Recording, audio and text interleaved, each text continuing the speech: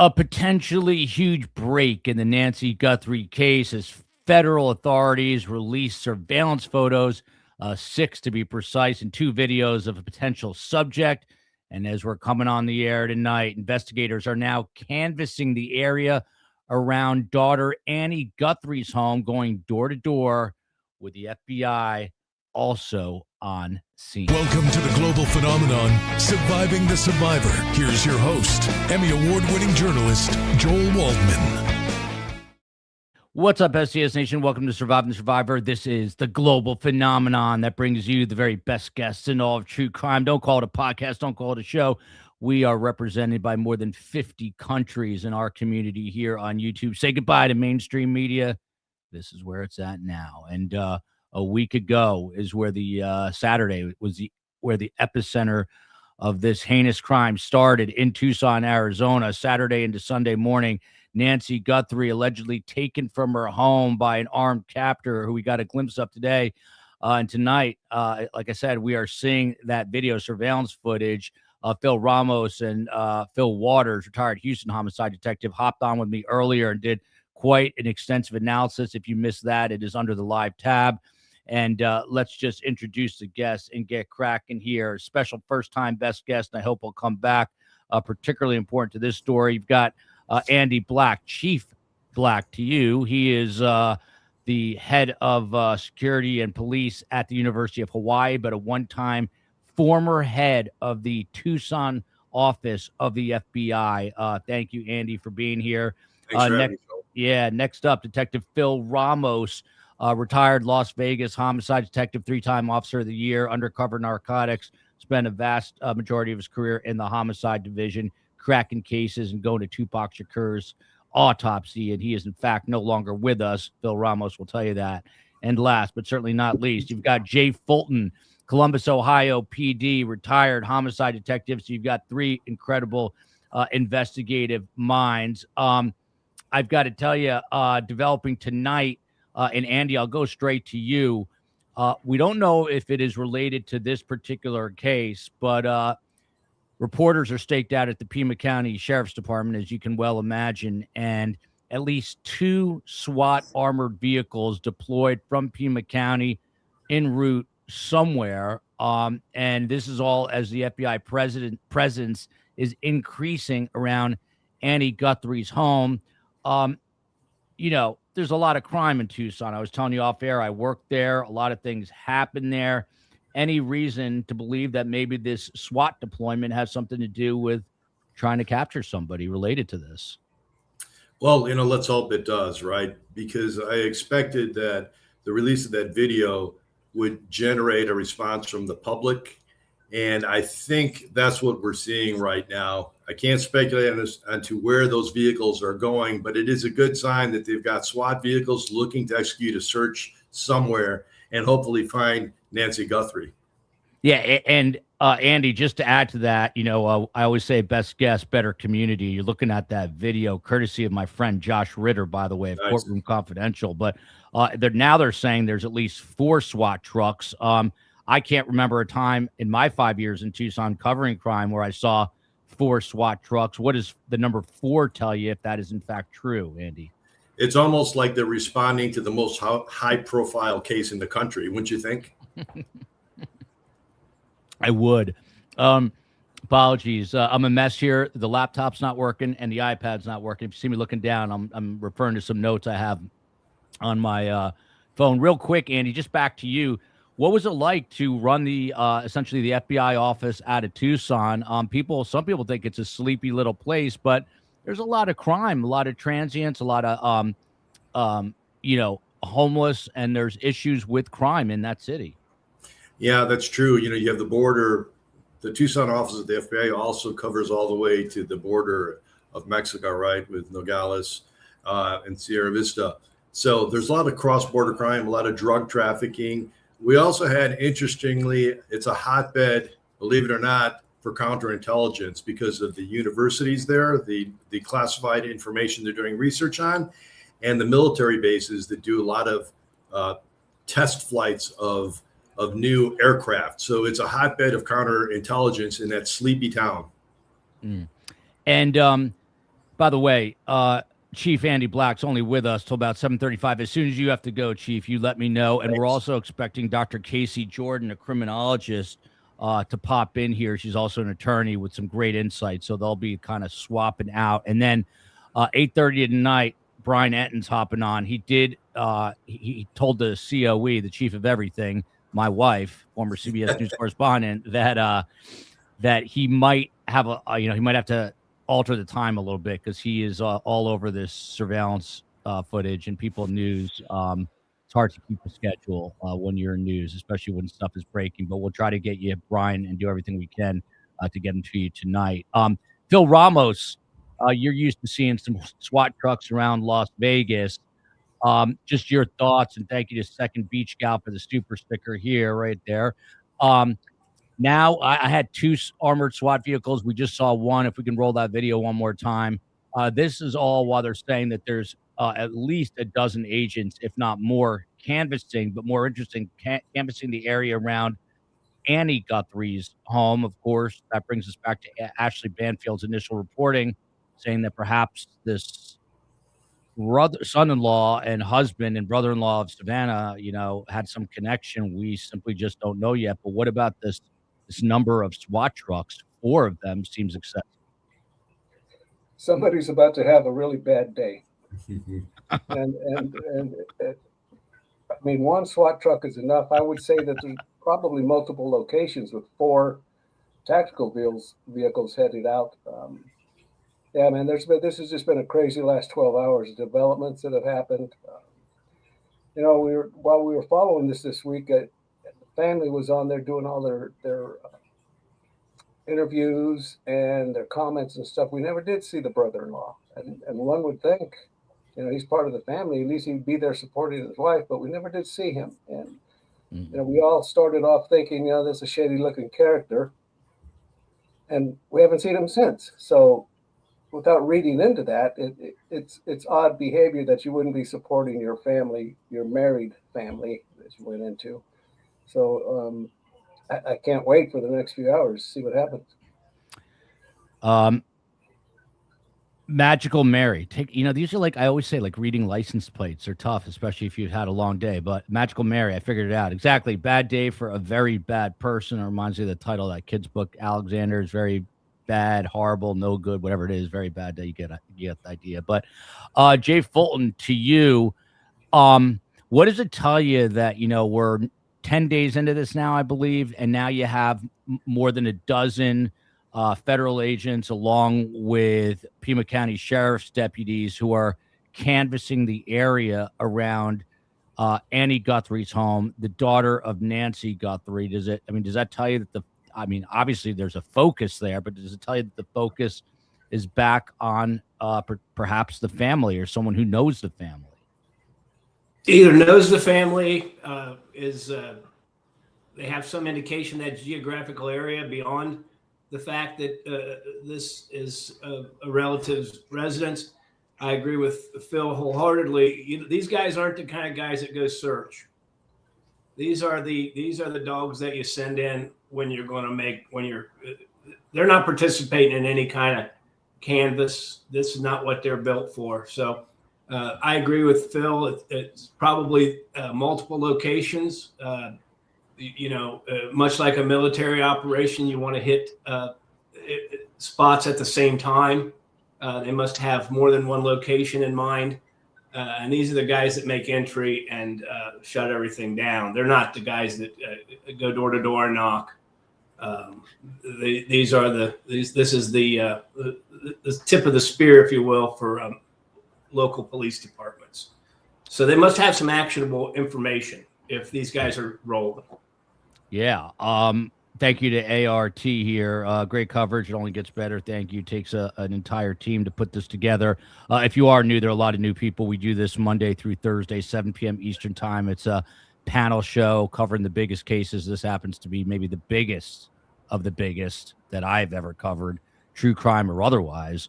And then Fridays, the show is named after my mother, a child Holocaust survivor who likes to give me a hard time. Hence, I'm trying to survive the survivor. She's 86 years young and hosts a show Fridays at 1 o'clock. Give us a like. please hit subscribe, and we've got an active Patreon page. Andy, it's been a very heavy and serious, weighty bunch of days, but there was actually a light note put out, sort of light, by the Pima County Sheriff's Department, believe it or not, and there is video of this. In the middle of all this today, apparently someone from the media, as they do, ordered Domino's, and the Domino's delivery guy had no idea who ordered it and just walked through the crime scene up to the front door of the house. So the Pima County Sheriff's Department had to put out a statement. I'll read it. "We can't believe we have to say this, but media on scene, please do not order food delivery to a crime scene address. This interferes with an active investigation. Please also respect private property laws. Thank you." Obviously it was a mistake, a pretty big mistake, but just speak to the circus atmosphere. I was there, and I guess you were there when Gabby Gifford's assassination attempt happened. I don't know if you were there, but that's the last time I remember a story quite as big as this in Tucson. How do you handle the circus-like atmosphere? You're going to be scrutinized, right? And when you have the biggest case in the country, and right now it's got international attention also, you really have to dot your I's and cross your T's. And you know that everything you do is going to be scrutinized. And even if you do everything perfectly, they're going to be the critics, right? That's why you want to maintain control of that crime scene the best you can, right? You want to make sure nobody gets access to that until you resolve this. That's why you don't want to be seen, not that it impacted the investigation, but you want to avoid places like college basketball games if you're the head of the organization that's investigating this. Not that he doesn't deserve a private life, but it's the optics. You're going to be criticized for everything you do. And so, as Jay said, the group that's going out to execute these search warrants, they're not the fun bunch. They're not going to de-escalate things. They're there to do a job. And, Phil, I like your take on this, that somebody's going to have a bad day. Let's hope that somebody's going to have a good day because of this also, right? That's the other side of it. Yeah.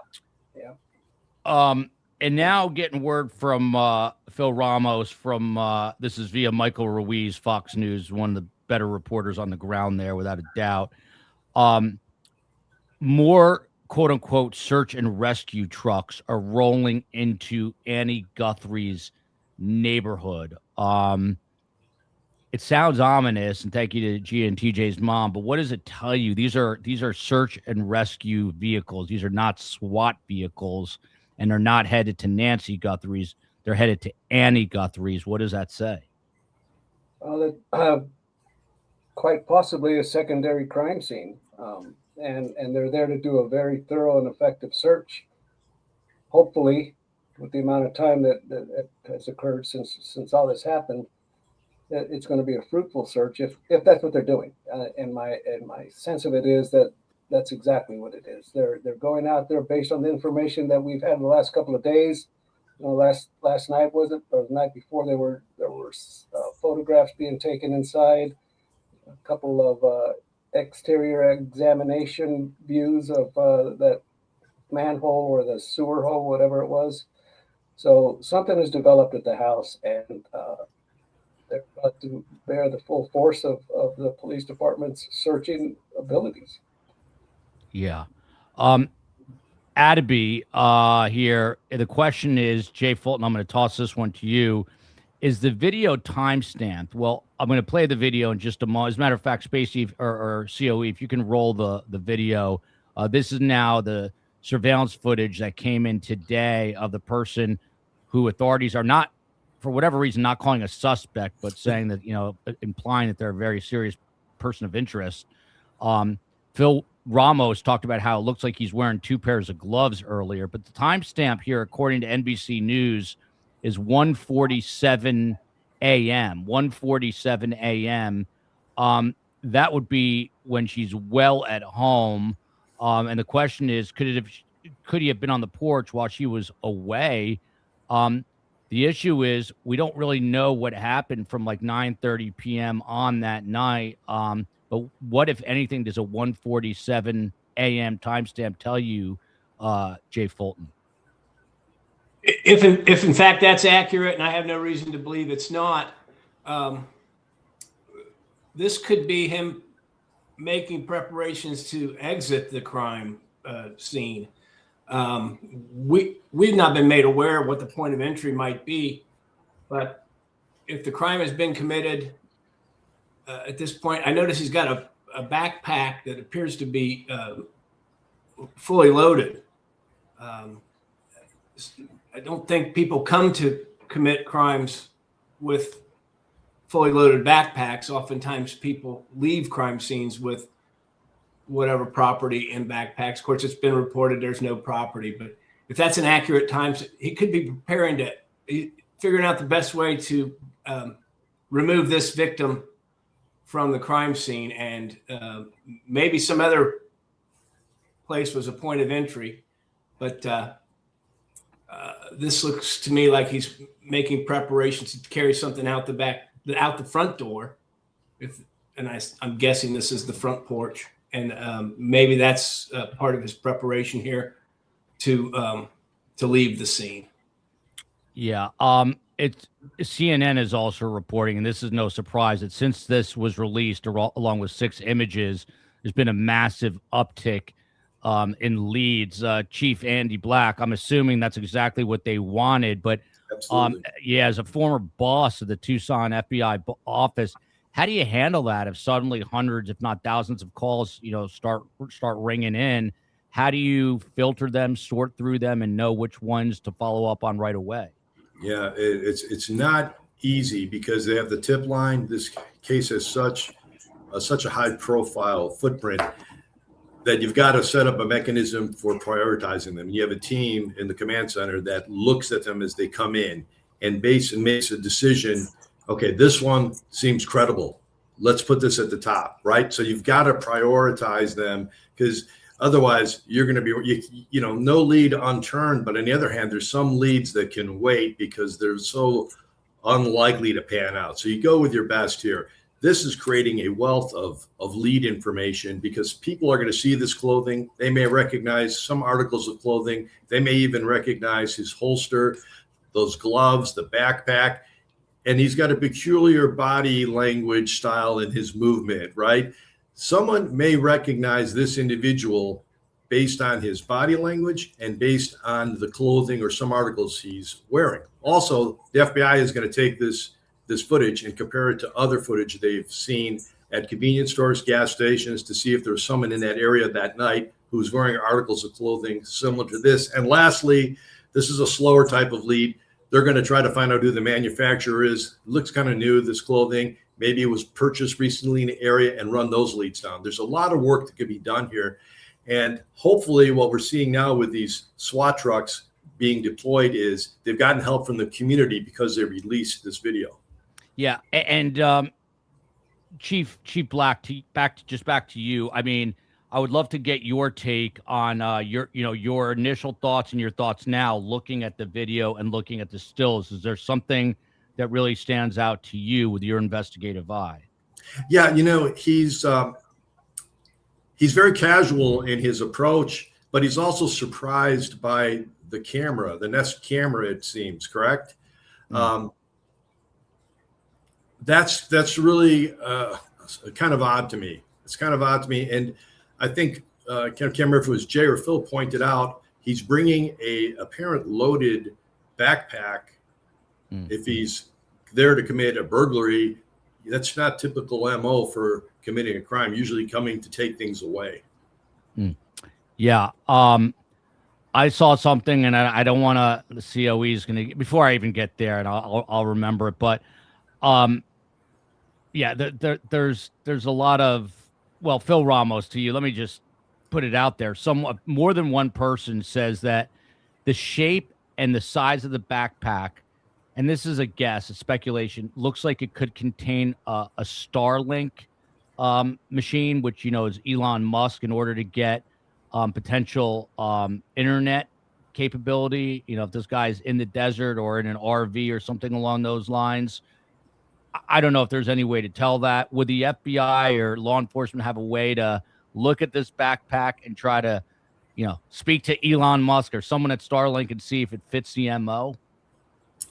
That's possible. I know that the fact that we have a timestamp on this video helps with the cell tower analysis, right? Because now they know if this timestamp is accurate, that's when the perpetrators were on the premises, and they can check what cell tower information was receiving if this individual had a cell phone that was pinging. Phil Ramos, you looked at this live with me when it first came in with Phil Waters, and now you've had some time. I mean, this is one of the stills. There's 6 of them. This is another. What, if anything, is standing out to you? I mean, you talked about the double glove right here. And Phil, you were trying to figure out what was going on here. I think someone, believes, or many people believe, he had a flashlight in his mouth. Someone sent me a flashlight that has an end that you can bite on, which maybe was this, but with some time to digest, Phil Ramos, any other observations about this video? I think there's a good possibility that since he's wearing 2 pairs of gloves, he may also be wearing another set of clothes underneath what he's got on right there. Or if he doesn't, I don't know, it's just something hit me about that full backpack. And I thought, what could it be? And I'm thinking, well, if he was thinking ahead, that may very well be a change of clothes he's got in that backpack, so that when he was done here, he's going to, in case anybody saw him, he's going to go somewhere and change his clothes. Maybe run into a phone booth and turn into Superman or something like that. But it looks like he's pretty full figured. The clothing doesn't seem to conform to his physique.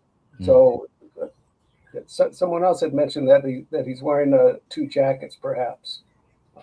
Yeah, that's a possibility as well. Someone also sent me the kind of the make of this. They said it's an unusual zip-up hoodie, and they were able to find it online. It's amazing what people online are able to come up with. And earlier we talked about the types of pants, even the types of shoes. Someone is concurring with you, saying, I think he's layered up. Jay Fulton, what's really interesting about this, if you go back to the shows a couple of days ago, the cameras are ripped away or not there. These are Google Nest cameras, and Nancy Guthrie was not paying for service on the Google Nest cameras, but they were able to recover data here from the Nest made doorbell. The recovery process obviously took a few days. People didn't think they were even going to be able to get to it. Have you ever dealt in a case where the cameras weren't working, but you were able to get the footage from the cloud? It's not. It can be time consuming, but I think this tells everybody to invest in this type of security, that even if you're not paying for it, they're collecting your data, so they're knowing who's coming and going. It's out there. It's sitting somewhere, and so it makes it a little more difficult to obtain. Obviously, if you're getting it from the subscriber or from the device, but these things are not working. That technology, when the cameras would be out, that's back in the 2010s. When the camera was bad. But these cameras now, they're working. They're only giving you this stuff if you're paying for it, but they're collecting your data. I think interesting thing here is that one of the things they're going to be able to, my observation of this is they'll certainly be able to get an accurate height on this person, because that arch or portico, that's a known height, maybe, so they probably know exactly how tall this is. And I would point out some of these stills are better than the moving, in the way that if you knew this person, I think the eyes are very unique.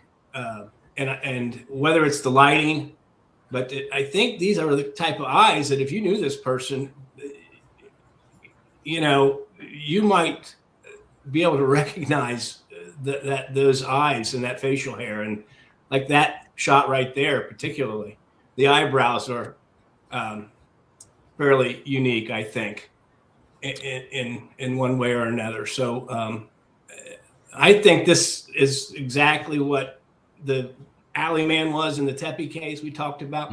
This is to generate information. It's not everything they have, certainly not. There's certainly more, and maybe that more is what sheriff's deputies and their tactical teams are loading up on. Search and rescue can also be search and recovery. Maybe they've got a lot more ideas at this point based on what was generated by this this release and its actionable information that they've made some decisions to go and execute some warrants, it would appear. Yeah, and I mean, Phil Ramos, just working back the other way, there was a comment up for a while where the person believes, like you were saying, that they're layered up, wearing, double clothing, but also potentially like a mask underneath the ski mask. I'm assuming that, and this might be an Andy Black question, but I'll let you take a first stab at it. I'm assuming that you guys with your digital forensics team in Las Vegas could be able to get close enough to sort of figure out, is that a mask, some sort of synthetic mask underneath the ski mask or not, or do you have to bring that to the FBI, Phil Ramos? Well, I think of any agency that has the proper advanced equipment would be able to make that determination. But the thing I notice about that, and I'm kind of leaning towards that possibility, is that angle that we had just up, there's a very smooth portion of his head. And so either he's bald-headed or he's got a big noggin. But then that outer part that you're looking at right there, when you're straight on, there's a couple of not natural appearing protrusions coming through there, like to the left of his nose area. If you go straight up, you can see like kind of a bump there. And then to the right, there's that slant. So that could be the mask, the outer mask that he's wearing, getting crumpled up by the one that's underneath. I think there's a good possibility there could be another mask. And there's a good view of his mustache and his eyebrows. And there's some indicators that there is something underneath that other than his face and his natural head. I don't think I've ever attributed as much to TMZ as I have in this case, but they do a good job with certain things. But there's a story breaking right now on TMZ, Chief Black, and that is that a source is telling TMZ, and this is an FBI source, I presume, a federal agent is telling, or someone from the agency is telling TMZ that the presumption they're going with is that the person they're looking for is a native Tucsonan, or at least lives in Tucson, because of the ransom notes that have been written, some of the things in there, and it's all indicating that this person lives in the area, mainly because they appear to be very familiar with the local news. Does that surprise you? No, I've heard that from some of the reporters in the Tucson area, and they suspect that also based on the communication that they're dealing primarily with Tucson media, and you go with what you're familiar with, and this is not uncommon in these types of cases. Yeah. Andy has about 5 minutes left. I'll get back to him in a moment, but shout out to Judy Herbert with a $50 super chat. Collective years of knowledge. This panel has amazing.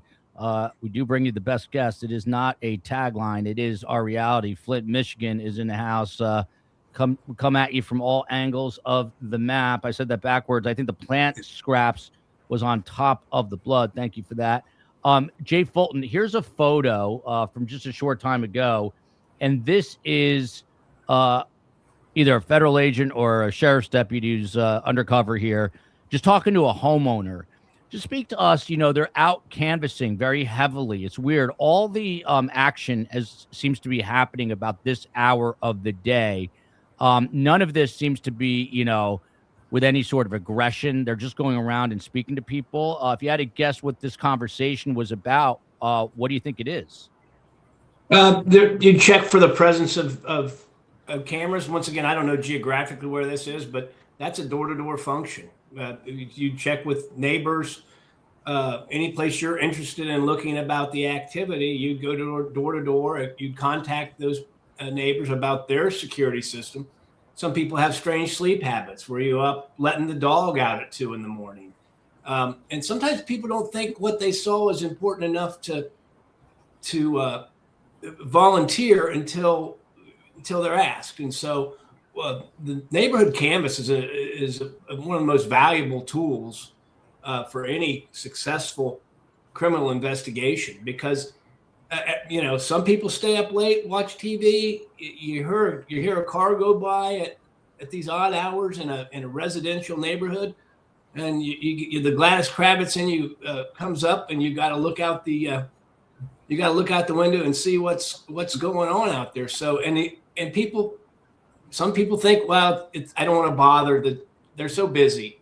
I don't want to bother them with my information.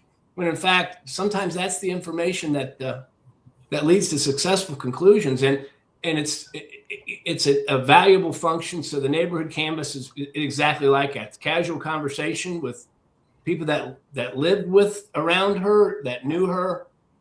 They may be asking about her habits, what you know about your neighbor's habits. I happen to know the habits of my neighbors in large part just from having lived here for the extended period of time. So it looks to be like a regular canvas, and once again, a very important tool.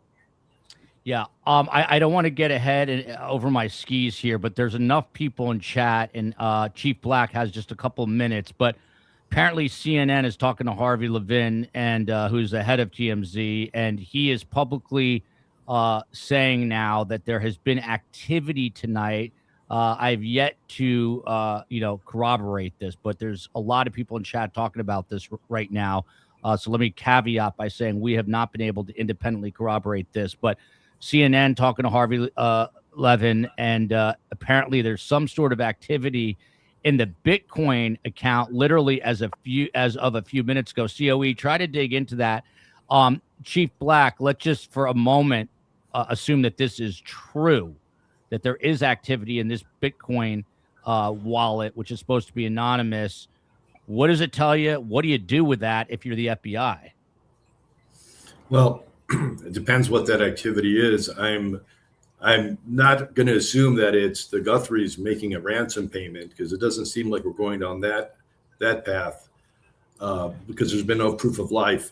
Is it a situation where it's being closed? I'd like to know more about what that activity is.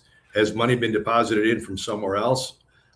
We do have cryptocurrency, makes it much more difficult to track the flow of digital currency, but it's not impossible. So, the FBI has forensic experts in the digital field that can do amazing things. I'd like to know more about what that activity in the crypto account or the wallet is before I surmise what might happen. Yeah, they're not saying that a ransom was paid, are they? No, they're not saying that. They're just simply saying this is all I can find on it. And I know the COE will find it. She's one of the better investigative reporters, aka she can dig things up, and I'll let you know. But Chief Andy Black, absolute honor to have you on the show. Someone that was so high up at the FBI in Tucson. I just want to give you what are your final thoughts here? Do you think there's any chance we get a happy resolution here? Nancy has returned. Your final thoughts? Yeah, I think everyone is hoping for that, right? And the Guthries definitely feel she's still alive. And the sooner this gets resolved, the more likely we're going to have that. I don't want to speculate any further than that, but the fact that there's activity today, maybe this thing will be resolved in the next day or two. Can you get me a job teaching journalism at the University of Hawaii? It's hard to get professors here because it's such a long way to travel. Let me do some research on that. I love it. Really appreciate you coming on. We'll call on you again, and be safe. All right. Thanks, Joel. Thanks. Jay. Take care, everybody. Phil, take care. Take care. That is the former head of the FBI office in Tucson. Can't get much better than that. Phil Ramos and Jay Fulton. I'm gonna have to send both of you guys ring lights. You're disappearing into the night sky here. But let's talk about this for a minute. Phil Ramos, and I'm gonna refresh here and try to see if I can find anything definitive. But it's on CNN according to the chat. Harvey Levin talking about the fact that there's been activity in this Bitcoin wallet. What does that tell you? It's a big if this is true. Is that for me? Yeah, for you, Phil Ramos. And here's Casey Jordan. And one amazing guest goes, one comes. Welcome, Dr. Jordan. I hope you can hear me. And can you hear me, Dr. Jordan? Dr. Jordan.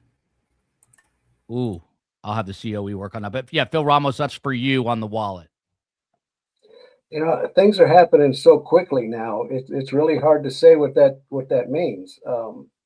You know, we were talking about calling the bluff of the bad guy and saying, "Hey, we've got the money, we're ready to pay, but give us proof of life." So has that happened? And is that where the SWAT vehicles were going? There's just things are happening really, really quickly here. So we may have some kind of resolution tonight. It's hard to say, but the way things are going. Yeah, Phil Ramos, I mean, talk to us about that for a minute, about momentum. I mean, is there such thing as momentum in a case? Like you get one thing and then another thing, and then it picks up, and before you know it, you got someone under arrest? Oh, yeah, absolutely. Because you're going from one clue to another, to another, to another, and each stop you make could provide information to go to the next spot. And it looks like that's exactly what's happening right here. Yeah. Jay Fulton, this is a great question. $20 super chat from Damn Happy to Be Here. Mainly because I was thinking of the same question, which is why it's so good. But besides saying great guess, let's say there was proof of life. Would they keep that quiet? It seems there's no connection between the abduction and the money demand. If they knew that Nancy was alive, would law enforcement even let the public know? Or even if a ransom was being paid, would we, the public, know this? I would think not. I would think this is something that would, I think the official position has been the family makes a decision on ransoms. I think the federal government or FBI got out in front of that early on. If the proof of life has been given to the authorities, they would have. It's possible that that's something they would have shared with the family under an idea that you really need to keep this quiet to help us continue the investigation. But I don't think that's necessarily information, either of those items, whether the ransom has been paid or whether proof of life has been provided. I don't think these are things that would be released and until they had to. I think that's, once again, you've got to protect the integrity of the investigation, because ultimately getting her back is job one, but a successful criminal prosecution of those persons or persons responsible is job 1.5. So, yeah, I don't think that's information that would be made public. Yeah. Dr. Jordan, can you hear me? I can. Sorry, I had an audio setting, but I'm good now. Awesome. You're coming into a crazy tornadic amount of activity all of a sudden. We've got the FBI and deputies canvassing the area near Annie Guthrie's house. We have reportedly 4 SWAT trucks that have rolled out of the Pima County Sheriff's Department, and news that money and the COE just confirmed at least the part on CNN. Harvey Levin was on CNN talking to Aaron Burnett and said that there was activity. So let's start there. Activity with this Bitcoin wallet, that money was reportedly going into it. What would that tell you? Other than money is going into an account, obviously. Yeah, and I just hopped off of Aaron Burnett, and I obviously should have stayed on there and listened to Harvey so I would know everything. All right. So, okay, I was actually hoping, really hope against hope, that they had not transferred any money at all, right? How interesting that money is going in the account at the exact same time to get this video image after 10 days. I mean, does it really take that long to retrieve these images from the back end? I don't like any of this, to be honest. And I don't know that, I mean, I have frame by frame gone through the video of our culprit. I got to tell you, I've got all kinds of convoluted areas going on in my mind right now. And now we have these SWAT teams over at Annie's house. You know, I do not want to believe the family is at all involved. So let's not go there yet. I am wondering if somebody may have been cased Annie's house to know the comings and goings of Nancy. And maybe was watching behind the house when Nancy left that dinner with Annie's partner and was taken back home. I don't know. We also having like thoughts of Koberger, who I believed like scoped out the house that broke into with the students from behind, watching everything that was going on in there. I keep thinking about Luigi Mangione, who was alleged to not only have shot the CEO, but dumped that backpack on his way up through Central Park. So I think they're looking for evidence back there. I don't think they're looking for remains. I think that they are looking for stuff that people would indicate that people had been casing the joint there, as well as Nancy's house. People in the desert looking at what's going on. I think that's what they're up to. Oh, well. And then there's some more information about the SWAT trucks, if I can catch up to it in the chat. And Fox News now reporting, wow, it's getting wild. Fox News reporting that SWAT is moving southeast out of Tucson. I'm trying to think about that in my head. Southeast out of Tucson. There's an area called 3 Points in that direction, which is a very rural, hate to say this, and I don't want to offend anyone in 3 Points, but it's sort of straight out of the movie Deliverance. I once did a story in 3 Points, and there were literally Budweiser cans hanging off a tree and a shotgun in a bucket on a front porch, just to give you an idea of 3 Points. There's also, I believe, Sierra Vista, much more of a conventional sort of suburb. I have no idea why they're heading that way, but the COE pulled a clip from TMZ. Before we get to it in 1 second, Phil Ramos, just talk to us about SWAT since they're out there rolling around. And Jay Fulton said they're not the kind of guys that are, asking questions. I mean, we all know SWAT, but in Las Vegas Metropolitan PD, when and why are you calling SWAT in? When you need to make a tactical dynamic entrance somewhere, when you need to set up a perimeter with a deep search, and when you need the bad guys scared to death to move anywhere, and the squad is surrounded there. This is purely high energy tactics when SWAT deploys somewhere. And if you're doing a high risk search warrant or a high risk arrest warrant, you use SWAT.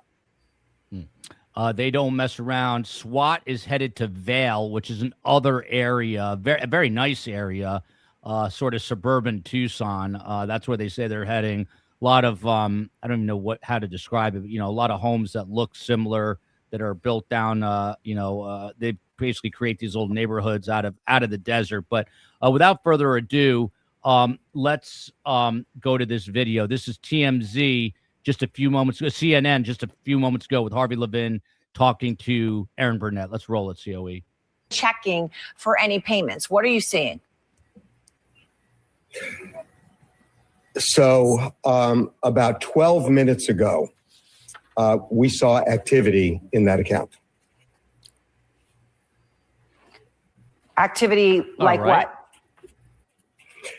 That's what I can't talk about. There are reasons I can't, but all I can say is there is now activity in that Bitcoin account.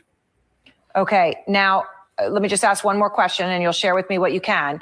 But when you say activity, is that you can see money is going into the account, or are you able to tell whether it's money going in or going out? Well, it would only show, as I understand this, money going in. And the only thing you would see is money. And Aaron, that's all I can say. Okay. All right. So obviously that's crucial information. So you're saying about 12 minutes ago, so you actually saw money go into that Bitcoin account. And just to be clear, this is the Bitcoin account in the first letter where the individual had said, you're not going to hear from me again. And this is where to wire what the second letter made clear after last night would have been $6 million. Yeah. Yesterday, I said to you that I didn't know whether that second letter may have contained a different Bitcoin address. I don't think it did now, because I can tell you that the link we have from the first letter is what we've been checking. And again, all I can say is, as of a few minutes ago, for the first time, we saw. That's it. That's all we have of the clip. I got to tell you, as a former broadcast journalist, now independent media, look, he has information.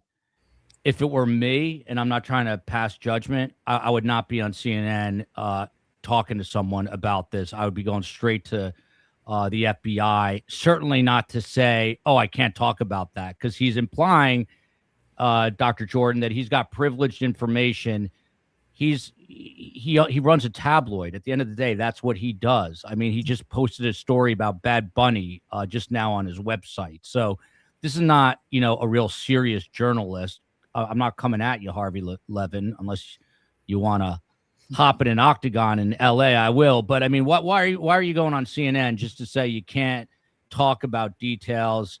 It's a little irritating at this point, Dr. Jordan, but we got to go with the issue at hand, which is what he's saying, which is that there's money going in there. I mean, he's kind of holding leverage over other media outlets at this point without being able to talk about it. It's just, I don't know. It kind of rubs me the wrong way, but neither here nor there. What about this issue that apparently there's activity in that account after watching what you just did? All right. So that was really helpful. Obviously, the FBI has that account information too, and they are watching it and they know. But the real question is, ransom paid, amount unknown, right at the same time we get. Okay, so I think now all this SWAT activity that you're seeing is based on information in somehow to the FBI that would indicate where they could, please, praying to the heavens, find Nancy, right? And that is why you are seeing all of this activity everywhere. But if the money was received, perhaps the FBI has received a tip as to where they can find Nancy. I mean, I'm going to be eternally hopeful. Find her alive. But there's all this flurry of activity. To me, what's not working in my brain is, we just got the video. Are you telling me that Savannah hit the send button on $6 million and then a few minutes later we got the video? Why would you pay if you had the video? Right? Because you know you would be that much closer to actually identifying the guy in the video at the door of Nancy's home. I mean, what is the chances that we get the video and a payment is made at exactly the same time? I want to know what Phil. We now have the TMZ story from 4:30 p.m., which is 4:34, which is like 10 minutes ago. We've seen activity for the first time in the Bitcoin account. This is right off the TMZ website, listed in the first ransom note, which was sent to us here at TMZ and also to 2 TV stations in Tucson for various reasons. We're not going to reveal the amount, but the activity happened in the last 25 minutes. K-Gun is reporting, they're the station I used to work for, under $300 was deposited. Look, I'm sure the FBI knows about this, but Phil Ramos, could whoever is doing this be doing this, and let's assume it's the FBI, to kind of, as they say, tickle the wire to get these guys excited that money's going in there and that they can expect more money for proof of life. Is this a game of chicken right now?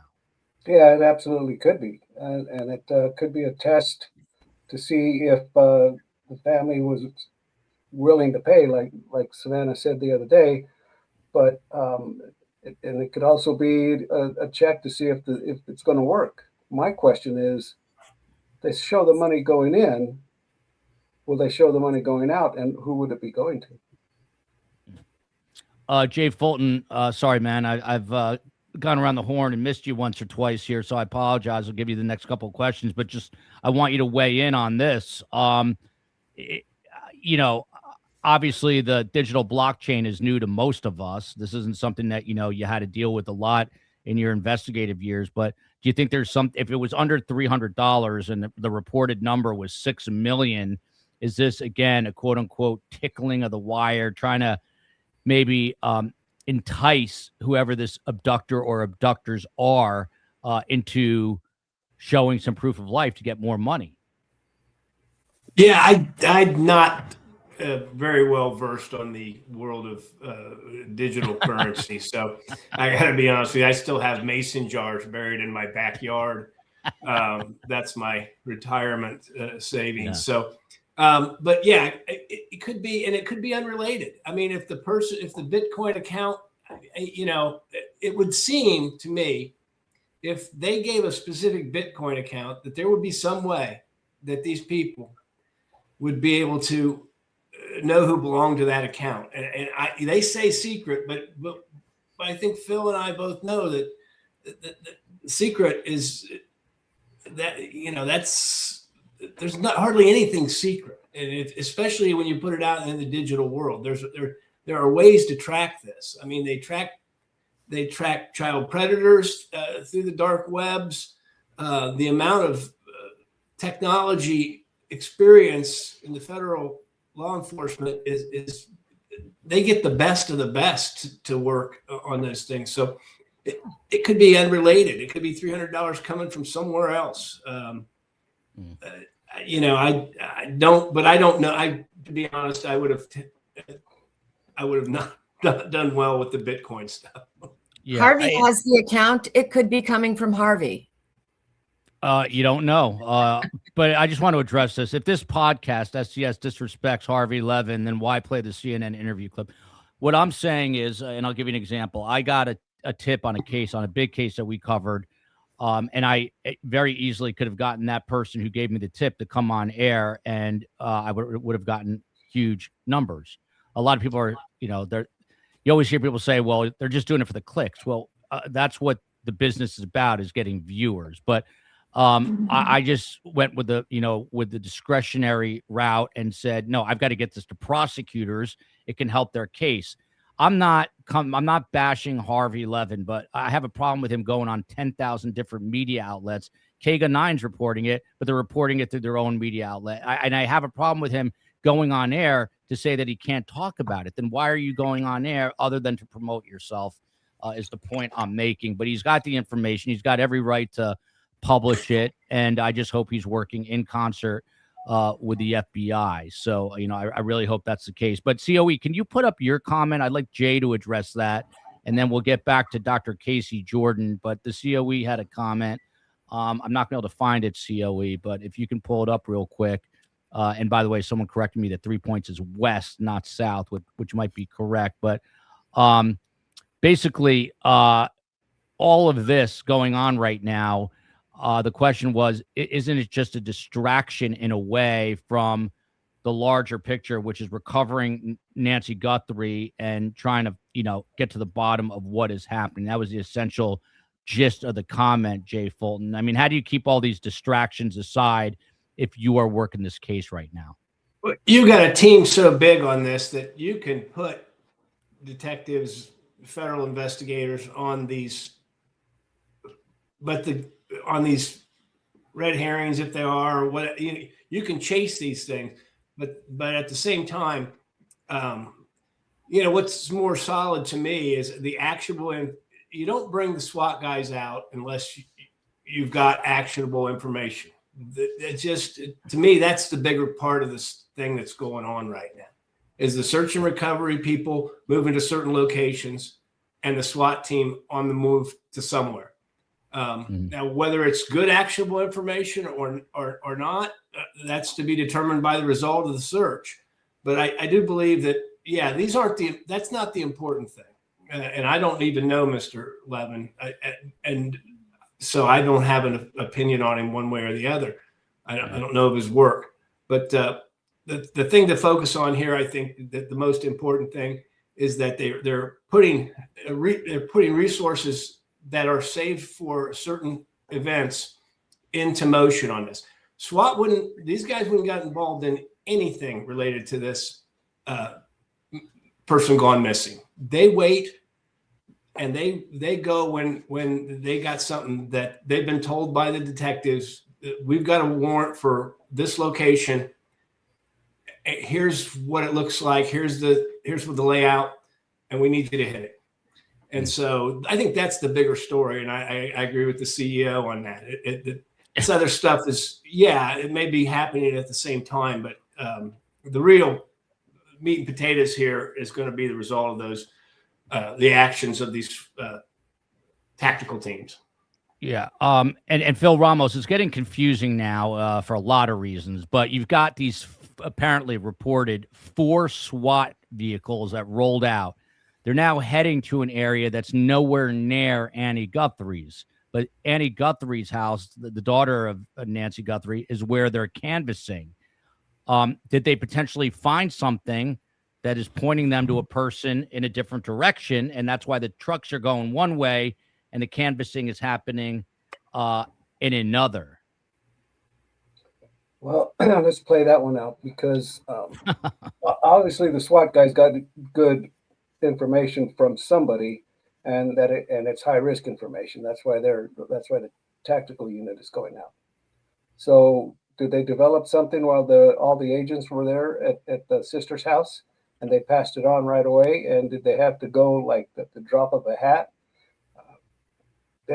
Those would be the indicators. If something developed at the sister's house that required SWAT to come out, then you can bet there's been some major developments that we don't know yet.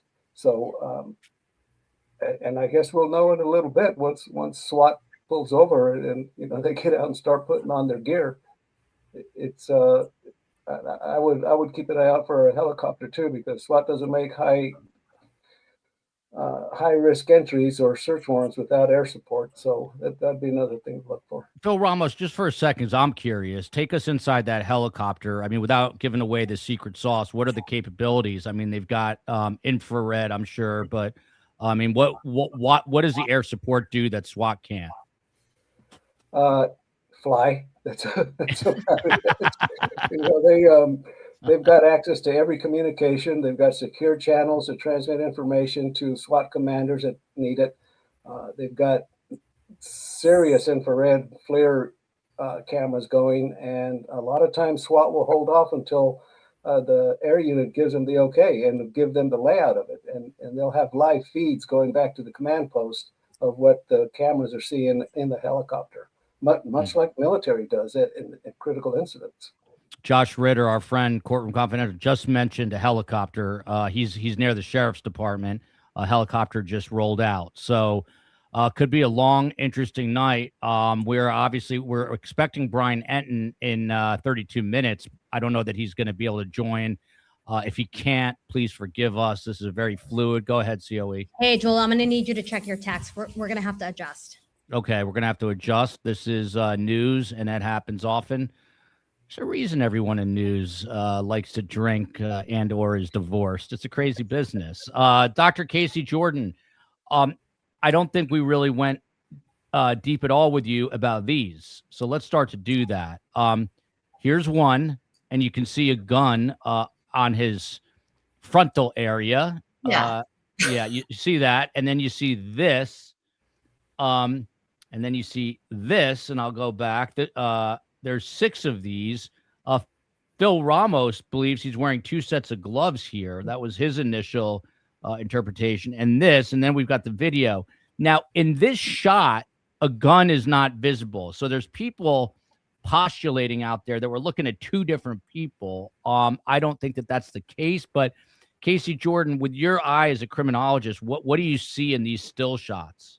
I see so much. First of all, that gun, and I'm not trying to be cute here, right at his crotch. Yes. Yeah. I just sort of noticed that now. You don't carry your gun dangling in the middle of your penile area. I'm sorry. I'm being as clean as I can, but it's like absurd. It's like a bad comedy. Okay. Yeah. And he is touching it with his left hand, but it's pointing in the direction.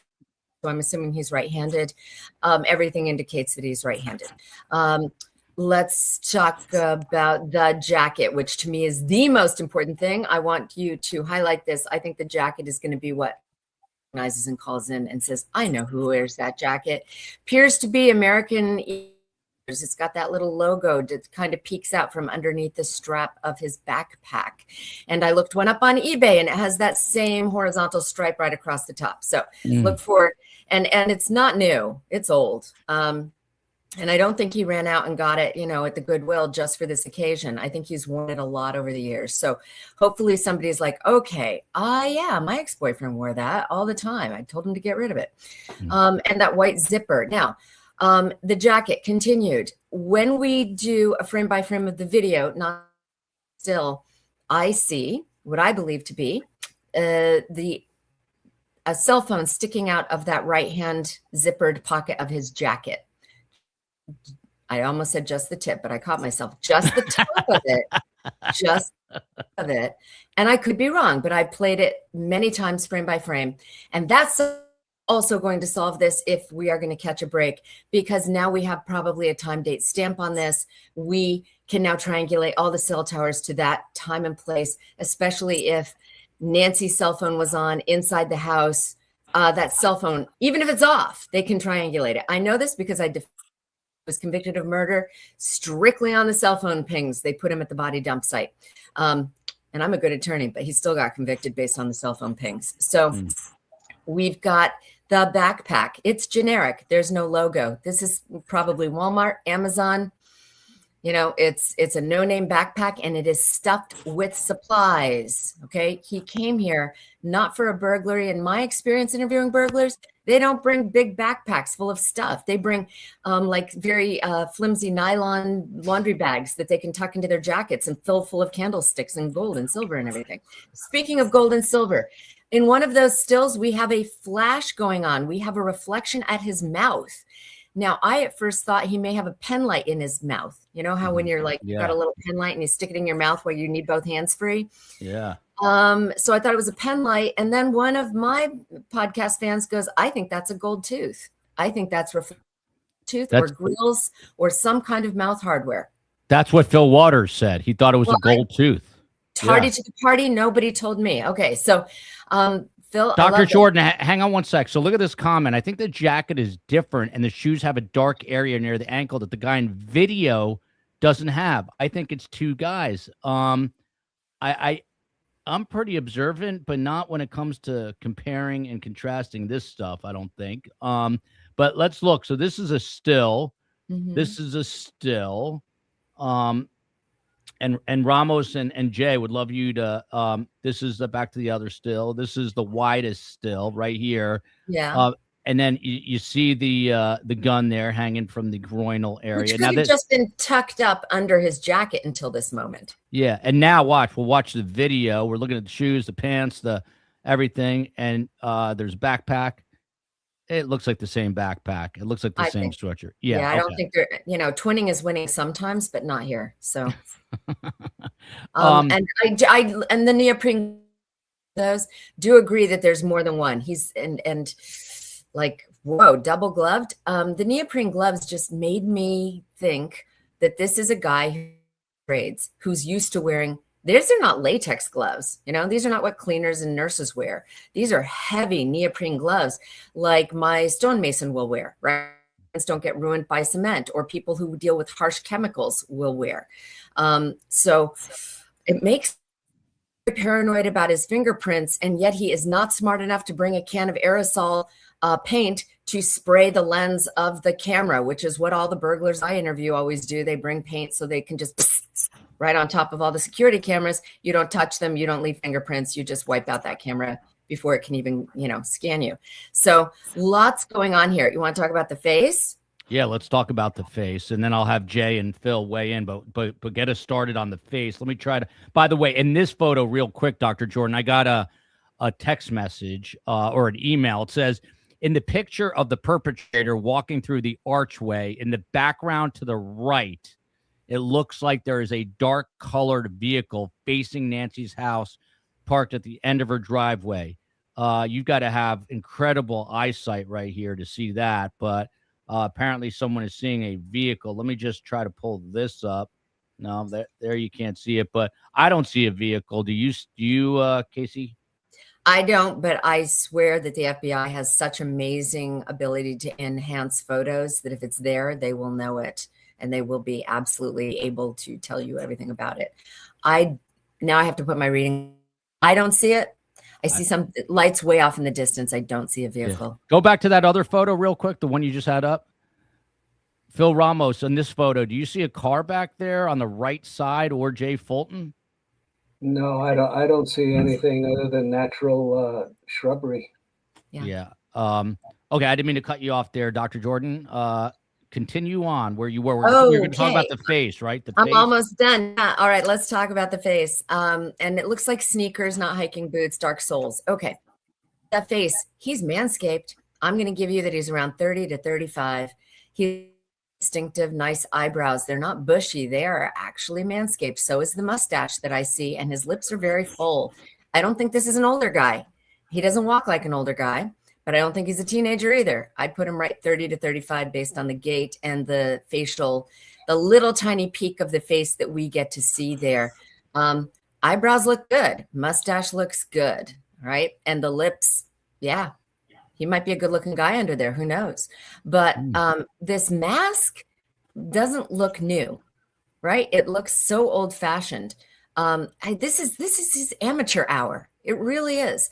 This guy's not done this before. This is not a sleek, kidnapping that came and got in there and got out within 30 seconds. And I do not happen to believe still that this guy is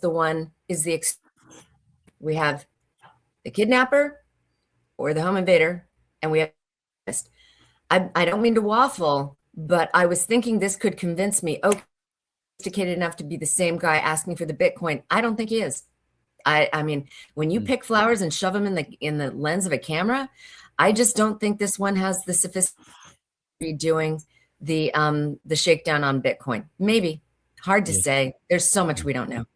Jay Fulton, do you want to chime in here? And I'll add here that I'm kind of scouring social media.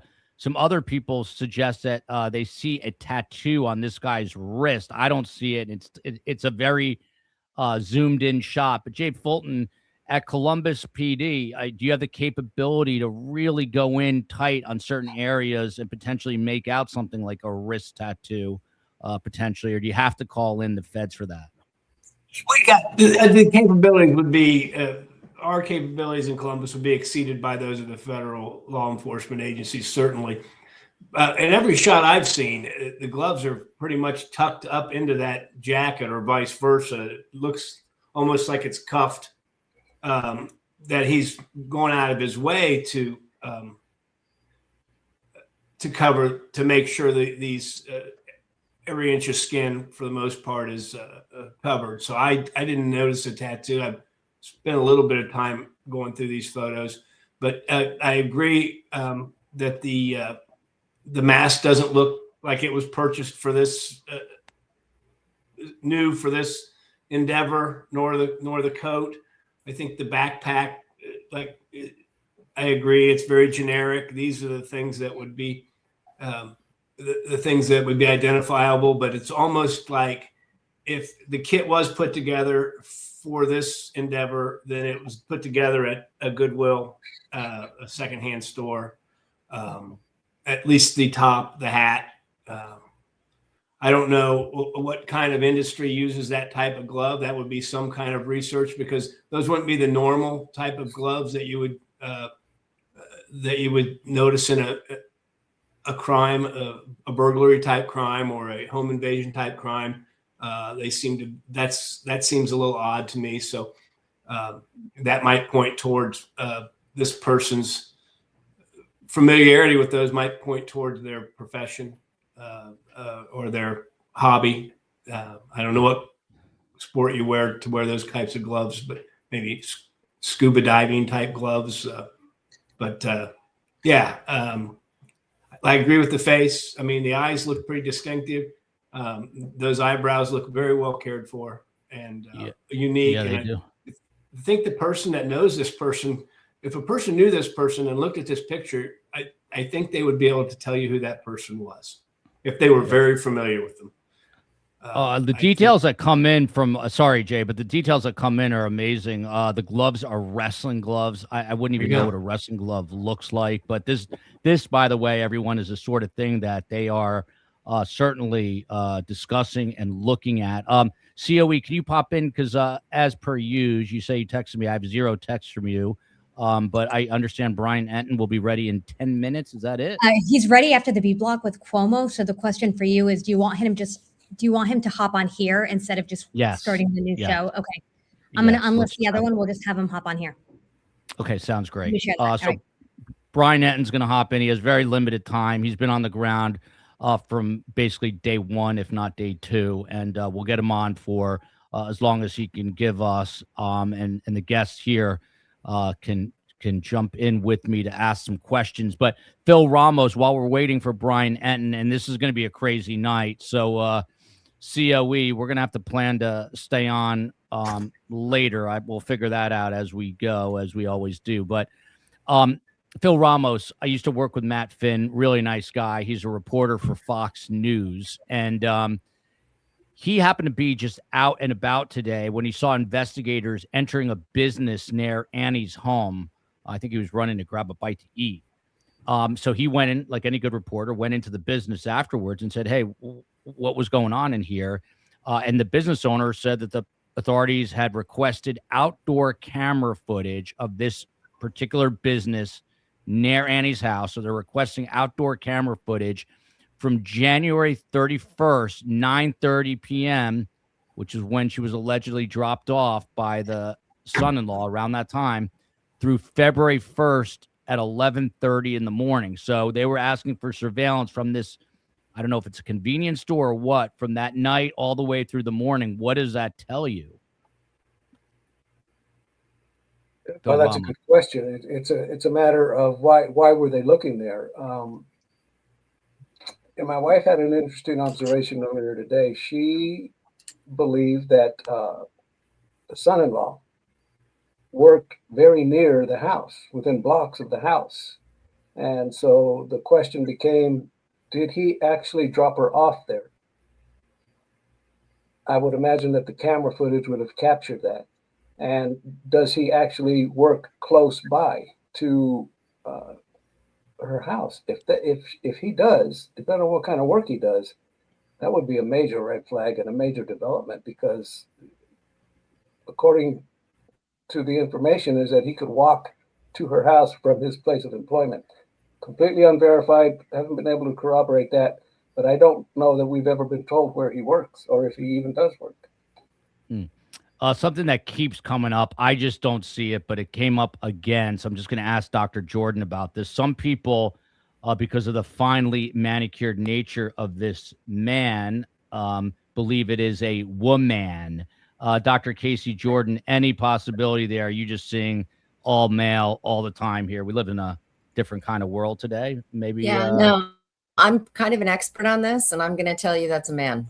Okay. It's a man. 100%. You have no doubt. The dangling gun is confirmation. Okay. No, sorry. No, but I'm sorry. It's, yeah. And I'm sorry. No woman, a woman would have brought a can of spray paint instead of picking flowers and putting them in the camera lens. Just saying. Yeah, I do know. I don't do it, but I do know men that get their eyebrows waxed. Kind of freaks me out, actually. But someone just said that comment in the chat there. I was blessed by my mom with decent eyebrows. Thank God. They're starting to get a little unruly in my older years, though. But we go off on a totally different tangent, not for today. Dr. Jordan, back to you on this. I mean, I think it's pretty obvious, but we don't know when the FBI got these images. It was the FBI director, Kash Patel himself, who released these on his Twitter account. Obviously, they need help. Is that the primary reason it was released to the public? Do you think they had it earlier and they were sitting on it? You think they just got it back and said, man, we got to get this out there to try to find who our suspect is? I think that they got this yesterday, and that is what spurred the Savannah video, just the short one that was very optimistic. Said she's gone full circle. She's mentally and emotionally strong. Sorry, it wasn't on your show I said that, but the video we got that yesterday was a different Savannah. And I believe that they shared this with her. And then she immediately put that video out that said, talking to the public, we need your help. I think it was like a preemptive strike, because she knew that the video would eventually be released very soon, and was kind of giving a heads up to the public. Again, I'm not telling you why. We need your help. If you know anything, see anything, please call. And then, within a few hours, but of course they had to show this video to the Guthrie family to see, do you know this guy? Does this, anything at all? And I think that they exhausted every possibility with the Guthrie family, who apparently says they have no clue who this could be, before releasing it to the public. But I think they've had it for at least 24 hours before they gave it to us. While they pursued any lead, Yeah, COE, you're going to get mad at me when I do this right now. By the way, people are having an issue with audio. I am going to file one of these years a class action suit against the monopoly that is YouTube. I'll also get shadow banned right now for saying that. But get your act together. It's not us. I hear the guests perfectly well. Man, I hope they're not listening to me, but you know they are. By the way, there's a big lawsuit going on in LA right now. A young woman now, but a teenager then, who said that all these websites are specifically built, I'm talking Facebook, Insta, all these others, to addict the user. It's a fascinating trial.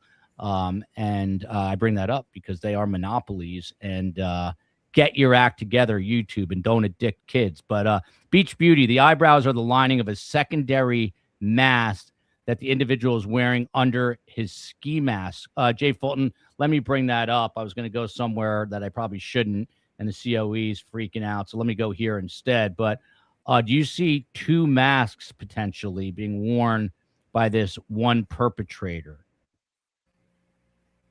Do you see I don't see it. Now, I've been wrong before. So let me preface that by saying that. But I don't see it. I agree with the two. He's double gloved, but I see facial structure around the eyes. I see eyelids. If it's anything, it possibly could be something tight fitting, like almost like a sheer fabric. But it doesn't appear to me that there's another mask, and it would lean towards some of the things. I mean, we all know that when we put on a ski mask, our peripheral vision suffers from that. And we saw him kind of take in one of when he's moving on the porch, he kind of has a head down and maybe cocked a little bit, as if he's wanting to make sure his footfalls are accurate because he's having trouble seeing. But that could be the result of just wearing the one ski mask. It cuts back a little bit on your peripheral vision as you see how close it gets to the corners of the eye. So I don't see a second mask. I'm not saying it's not. I think the eyebrows are pretty well defined. But yeah, that's my take on it. The eyebrows, they say, are partially covered by the mask. Phil Ramos, Casey Jordan talked about this unique zipper sweater. I got an email, many about this actually. Very unique zipper sweater he is wearing, according to the email I got. Looks like it is Sherpa lined. Need to be focusing on those clothes. Someone may recognize it. Has a distinct line across the chest. Colored zipper. Sneakers look like they might be easy to track down as well. At this point, does the FBI have this outfit picked out, so to speak? Do they know what he's wearing? And as we talked about in the earlier show, are they going to stores to look for receipts? I mean, Casey said this is an old sweatshirt. This could have been purchased, for all we know, 10 years ago. What do you do with a clothing description, Phil Ramos? Well, you put it out there and see if anybody recognizes it like we do, and just like Casey did. And she makes a good point about that. A lot of people thought that was a brand new outfit, that he had gone shopping, shortly before this happened for that particular outfit. I don't believe that would be the case because he's going to expose himself directly to the outfit that he's wearing in this particular case. One of the viewers a few minutes ago asked if we thought that this guy is aware that the cops are closing in. You're damn right he's aware of it, and his change of underwear will bear that out when they catch him. Because once this came out, he went, oh crap! They know it's me. I got to do something. I got to get out of here. But they know it's me. And here's the other thing that I'm sure the FBI has thought about it, but one of the aspects of facial recognition software is the eyes. That's how a lot of facial recognition software works. Is they remember your eyes, and the characteristics of your eyes are just like fingerprints. So I would imagine that they're trying to diminish the reflective glare in his pupil right there, and see if possibly facial recognition software will hit on his eyes. Phil Ramos, when you have a case like this, and you're waiting on either your digital forensics team or the FBI Are you just pacing around? I mean, this has got to be agonizing for you on a big case like this. You want to get the information right away, but you got to balance it with patience, correct? Yeah, you have to absolutely have to do that, but you have to focus on where you're going, and this information relative to the overall investigation is very late in the game. So there's no telling how far they've gotten that we don't know about, as far as figuring out who was responsible for this, number one, and where Nancy's at. So those are the things that are going to keep you busy and keep you up at night. So it's I know they're sitting on the edge of their seats waiting to hear from the SWAT guys and whoever's over at the sister's house. Yeah, Jay Fulton, feel free to add on to that. I was just going to ask you a question. So Kash Patel, the FBI director, just tweeted an hour ago, and it's a photo of him thanking the FBI Phoenix and Tucson team for working 24/7, and he's in an FBI room at the head of the table. What's it like? I mean, I know I wouldn't love it if my news director is looking over my shoulder while I'm working on a story. Is he more of a distraction being there on the ground? I mean, I know he's trying to make a statement like we're here, we're working hard, but from your perspective, what kind of distraction is it to have the big boss sitting at the table while you're working? Yeah, if the big boss is there, then my boss has probably got more to worry about than I do. I worked my entire career far enough down on the food chain that my work was seldom interrupted by the presence of that kind of thing. I mean, he is there for it's a more moral support for his team, probably to get his stamp on this, so that the public knows that he's personally invested or appears to be personally invested, and kind of be there as a lightning rod, I guess. Maybe he sometimes the presence of somebody higher up allows you to move a little freer, even because are the reporters going to want to talk to me, or are they going to want to talk to the boss? So it's a double-edged thing. I guess it depends on the temperament of the boss, because if you're coming there to everybody's working as hard as they possibly can. Yeah. And if you're coming there to crack the whip, that's probably the wrong approach. If you're coming there to pat the back, then that's not harmful in any way to the detectives that are working it. The eyebrow debate continues, but in a night that's already been packed with a crazy amount of breaking news, there's yet more. The reason you're not seeing Brian Enton is he's working a story right now. He, according to his sources, Dr. Casey Jordan, I'm going to go to you first on this. The FBI's elite hostage rescue team, otherwise known as the HRT, just landed in Tucson, sources tell me. Rob D'Amico, if you guys know our show, he hasn't been on because he's got a contract with a network, but I still talk to him all the time.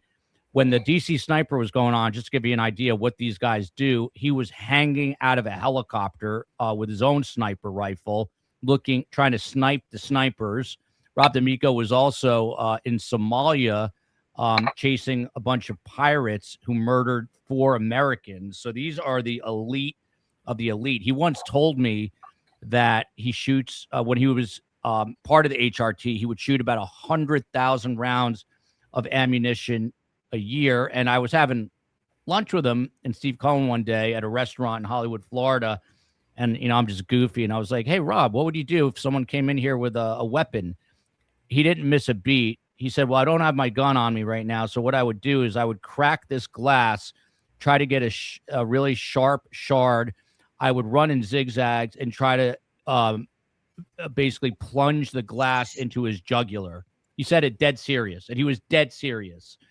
Casey Jordan, that he says, I don't like to see innocent people hurt. So that's their mindset, but they're the best at extracting hostages, hence the hostage rescue team.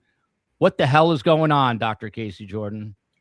I don't know, but when I hear this, I keep thinking of Silence of the Lambs, where they are dispatching the SWAT team, and we're all like, yeah, they're gonna get the senator's daughter back. And we all know that the first message that Savannah read, about about her mother, the very first video that the three siblings put out was like carbon copy from Silence of the Lambs. I was like, who's writing these scripts? I mean, is it just some FBI agent who saw the movie? Let me jump in there.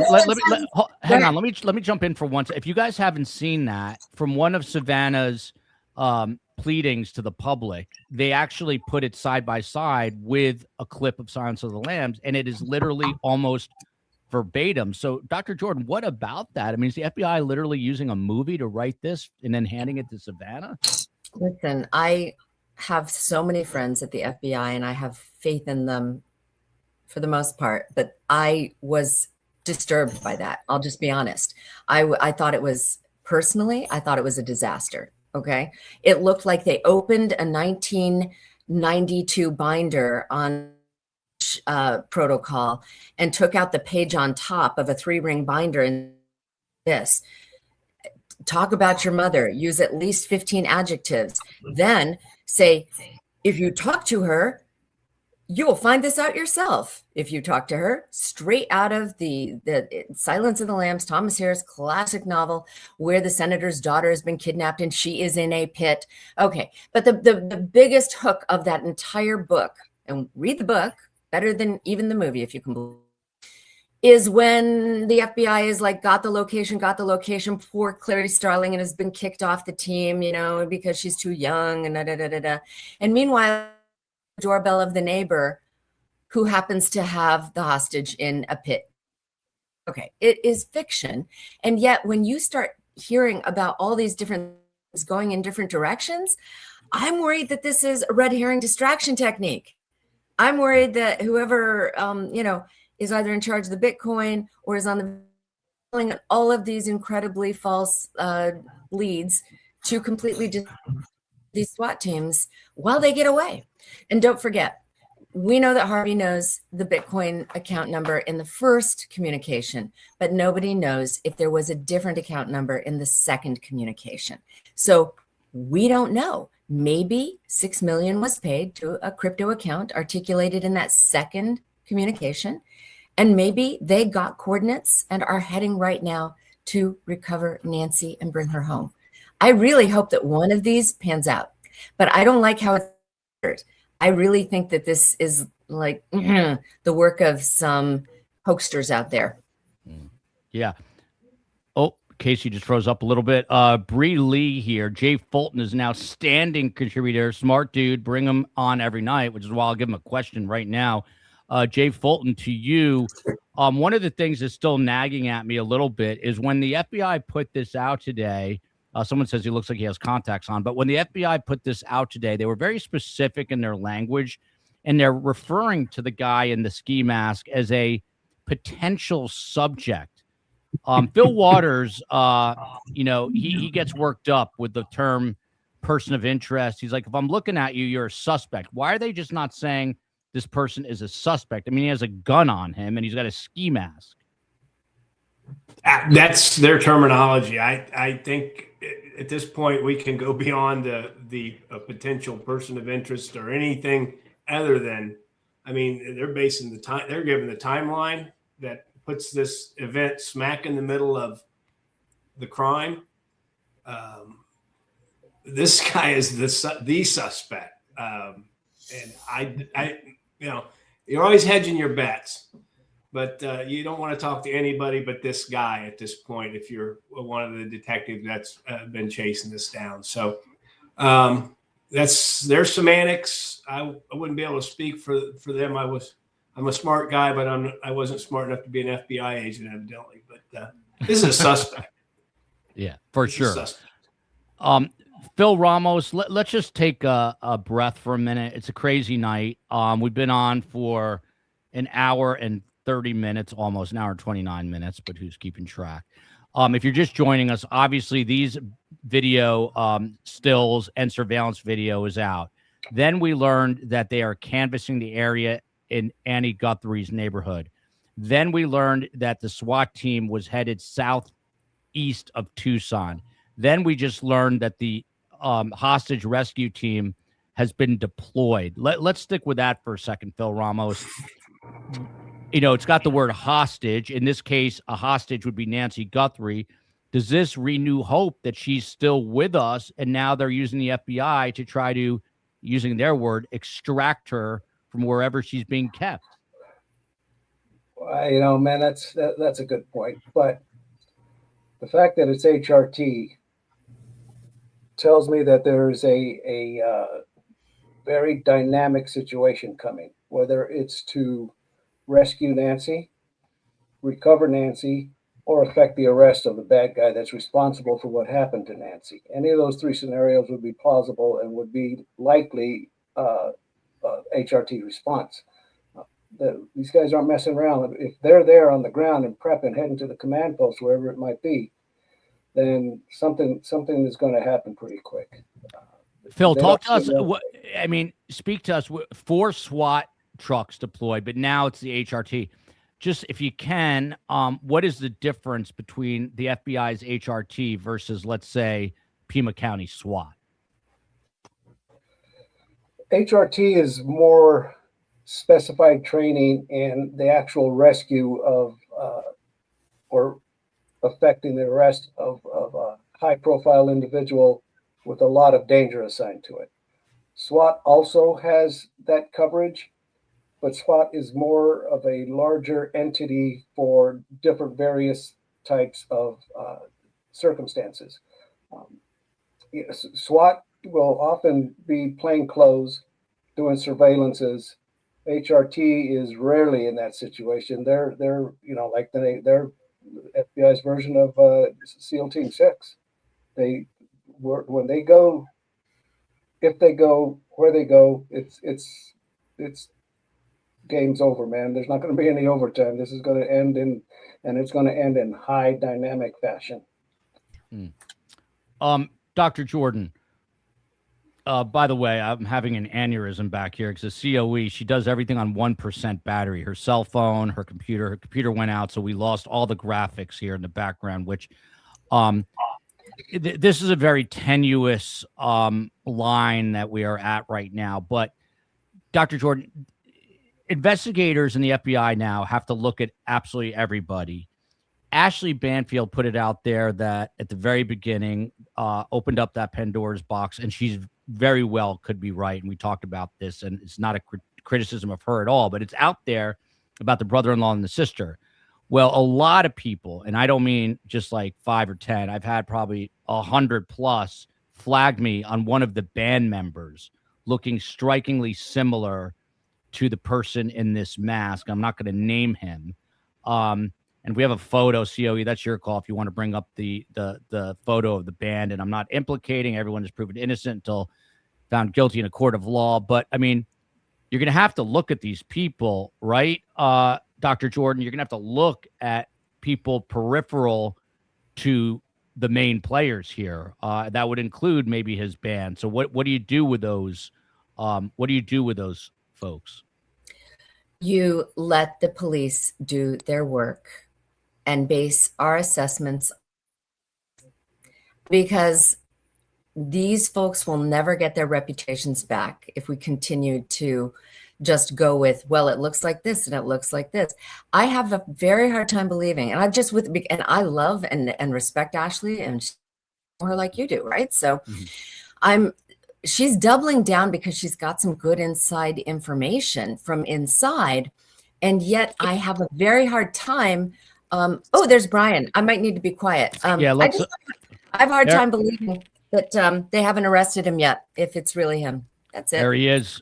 Brian Enton, investigative reporter, News Nation. What's up, Brian? How you doing? He's not hearing us, but I'm hearing myself. COE, just make sure he's okay, and you bring him in when he is okay. COE, Brian, can you hear me?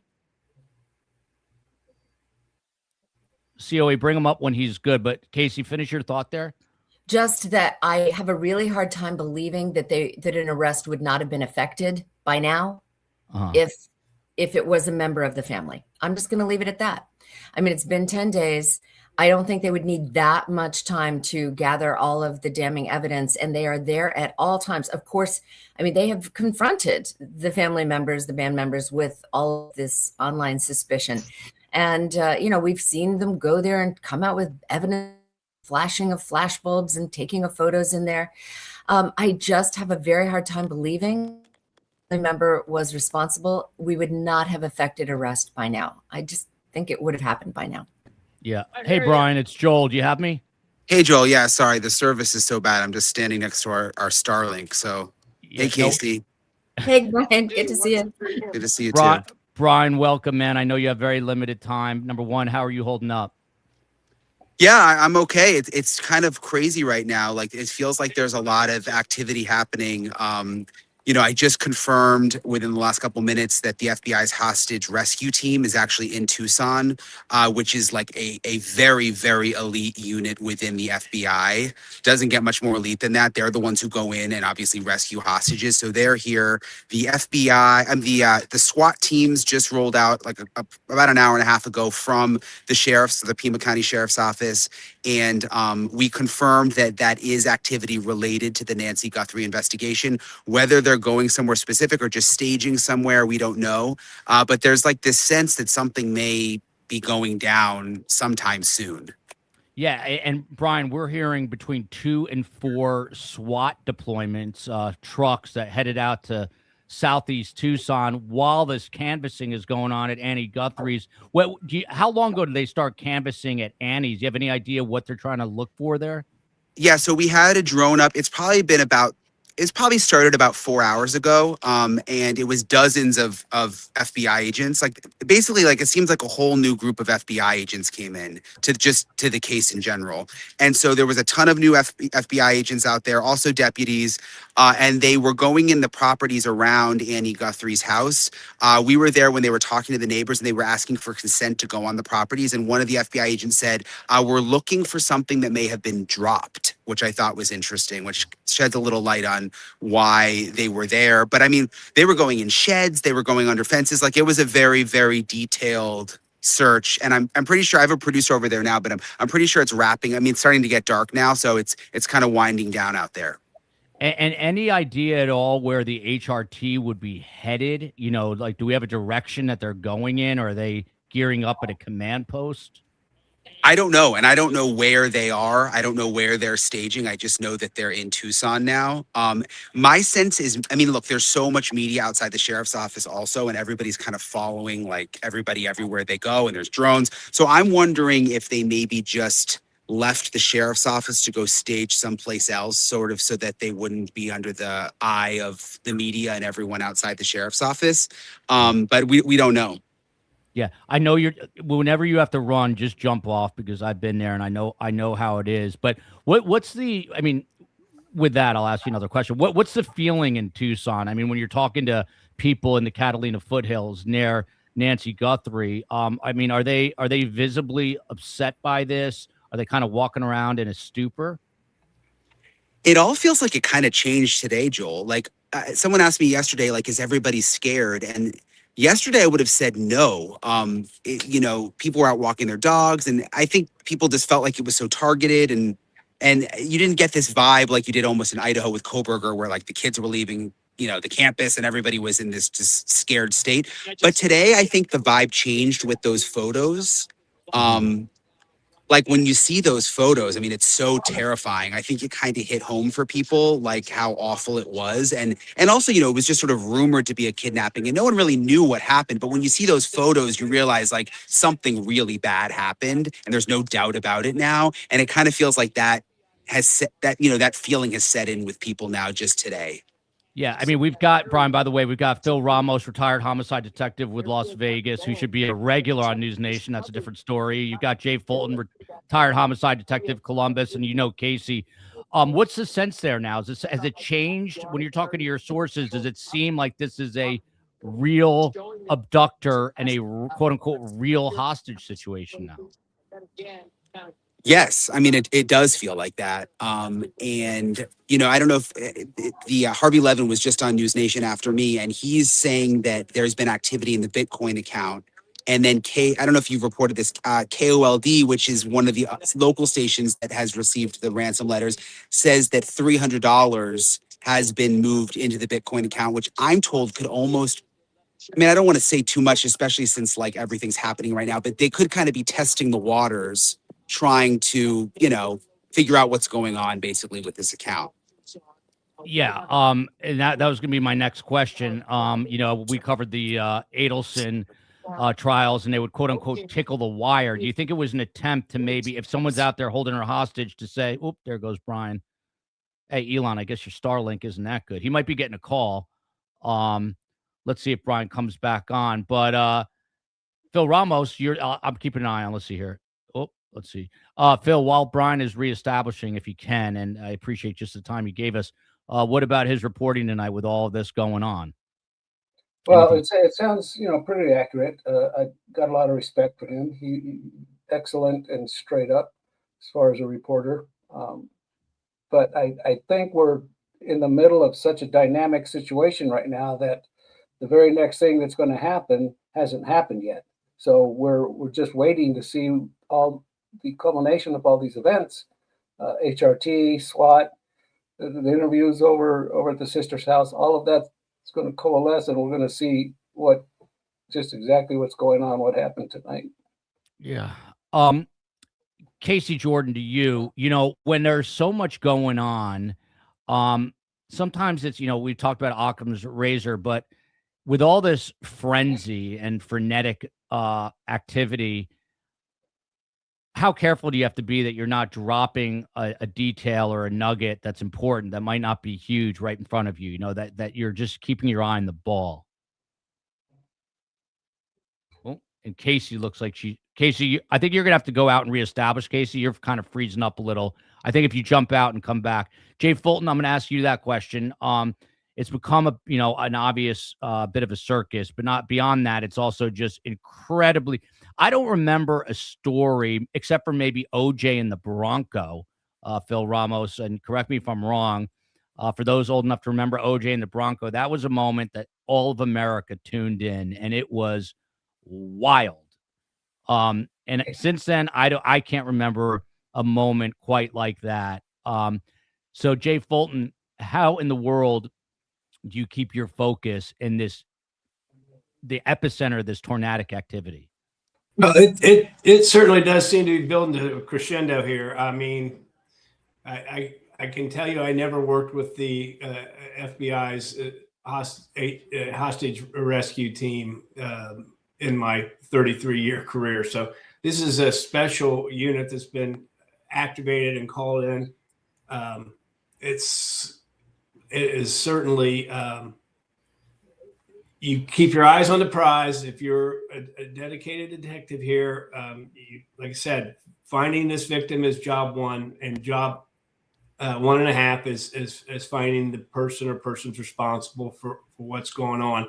And even the little, and there's no little homicides, there's no little criminal cases, but they can help you to develop the ability to shut out the noise and keep working forward.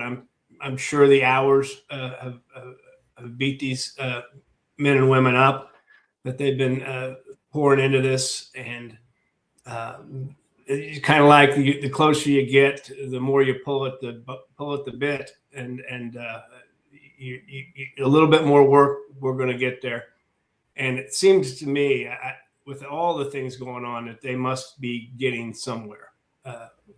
Certainly. Yeah, it sounds that way. Dr. Jordan, I mean, here's another good one. The Boston Marathon bombing, which I covered. I was up there. But Dr. Jordan, do you recall a story where like the world is glued to the proverbial TV, now YouTube, the way they are in this story? I mean, I was saying while you were away that the first and only one I could really think of was the OJ Bronco chase. But what other stories top of mind remind you of this in terms of the media attention? DC snipers, hands down. Yeah. Because ISIS, I mean, CNN brought me down from Connecticut, and then I moved into the New Yorker hotel, which was directly next to the CNN studios at I think it was in 37 Penn Plaza back in, 25 years ago, and wouldn't let me leave because we basically were just waiting around for the next shoe to drop at all times, trying to figure out, and almost on a daily basis, somebody was being killed in the DC metro area. And there was no rhyme or reason to it. The victimology was completely random. It was almost a perfect cross section of America, from a 13-year-old kid going into school, a bus driver getting off his bus, an 86-year-old man, people outside of Michael's, people outside of Home Depot. It was a nightmare. And I would go back to the hotel room and wait for the phone to ring to know somebody else was dead, and run back to the studio to cover that. That was maybe a 2-week manhunt, but it was, I talk about pulling out all the stops. It wasn't a hostage negotiation, except that those snipers were holding all of America hostage and holding all of the DC metro area hostage. People weren't leaving their homes. They were literally walking in zigzags at the gas station. And I would say that this is one of the few incidents that I've seen since then where is glued to their TV sets, wondering what is going to happen next. And we haven't seen it, to this extent. We saw it a little bit with the Koberger case in Idaho, but that was not like this. We don't have an answer to when it will end. If this night isn't weird enough, this is, according to the Daily Mail, this has nothing to do with this story, but the Daily Mail just published a headline. Kurt Cobain's death was a homicide, as shocking new private forensic findings question the suicide ruling. So I don't know when he allegedly took his life in 1990, whatever, but that is happening. Just happens to be happening right now. So there you go. The Unabomber, there are big cases, obviously, but this case is just absolutely, has everything. It has the celebrity. Not unlike the Reiner case, but the Reiner case was more really just depressing.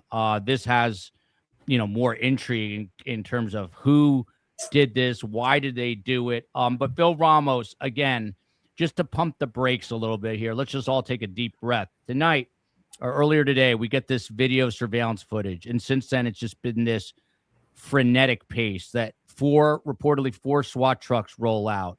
They're canvassing the neighborhood, feverishly canvassing a neighborhood near Annie Guthrie's house. There's photos on Twitter of investigators going into culverts in that neighborhood, into those big pipes, obviously, presumably looking for Nancy Guthrie. And then you get news that the hostage rescue team is on the ground, ready to activate for the feds.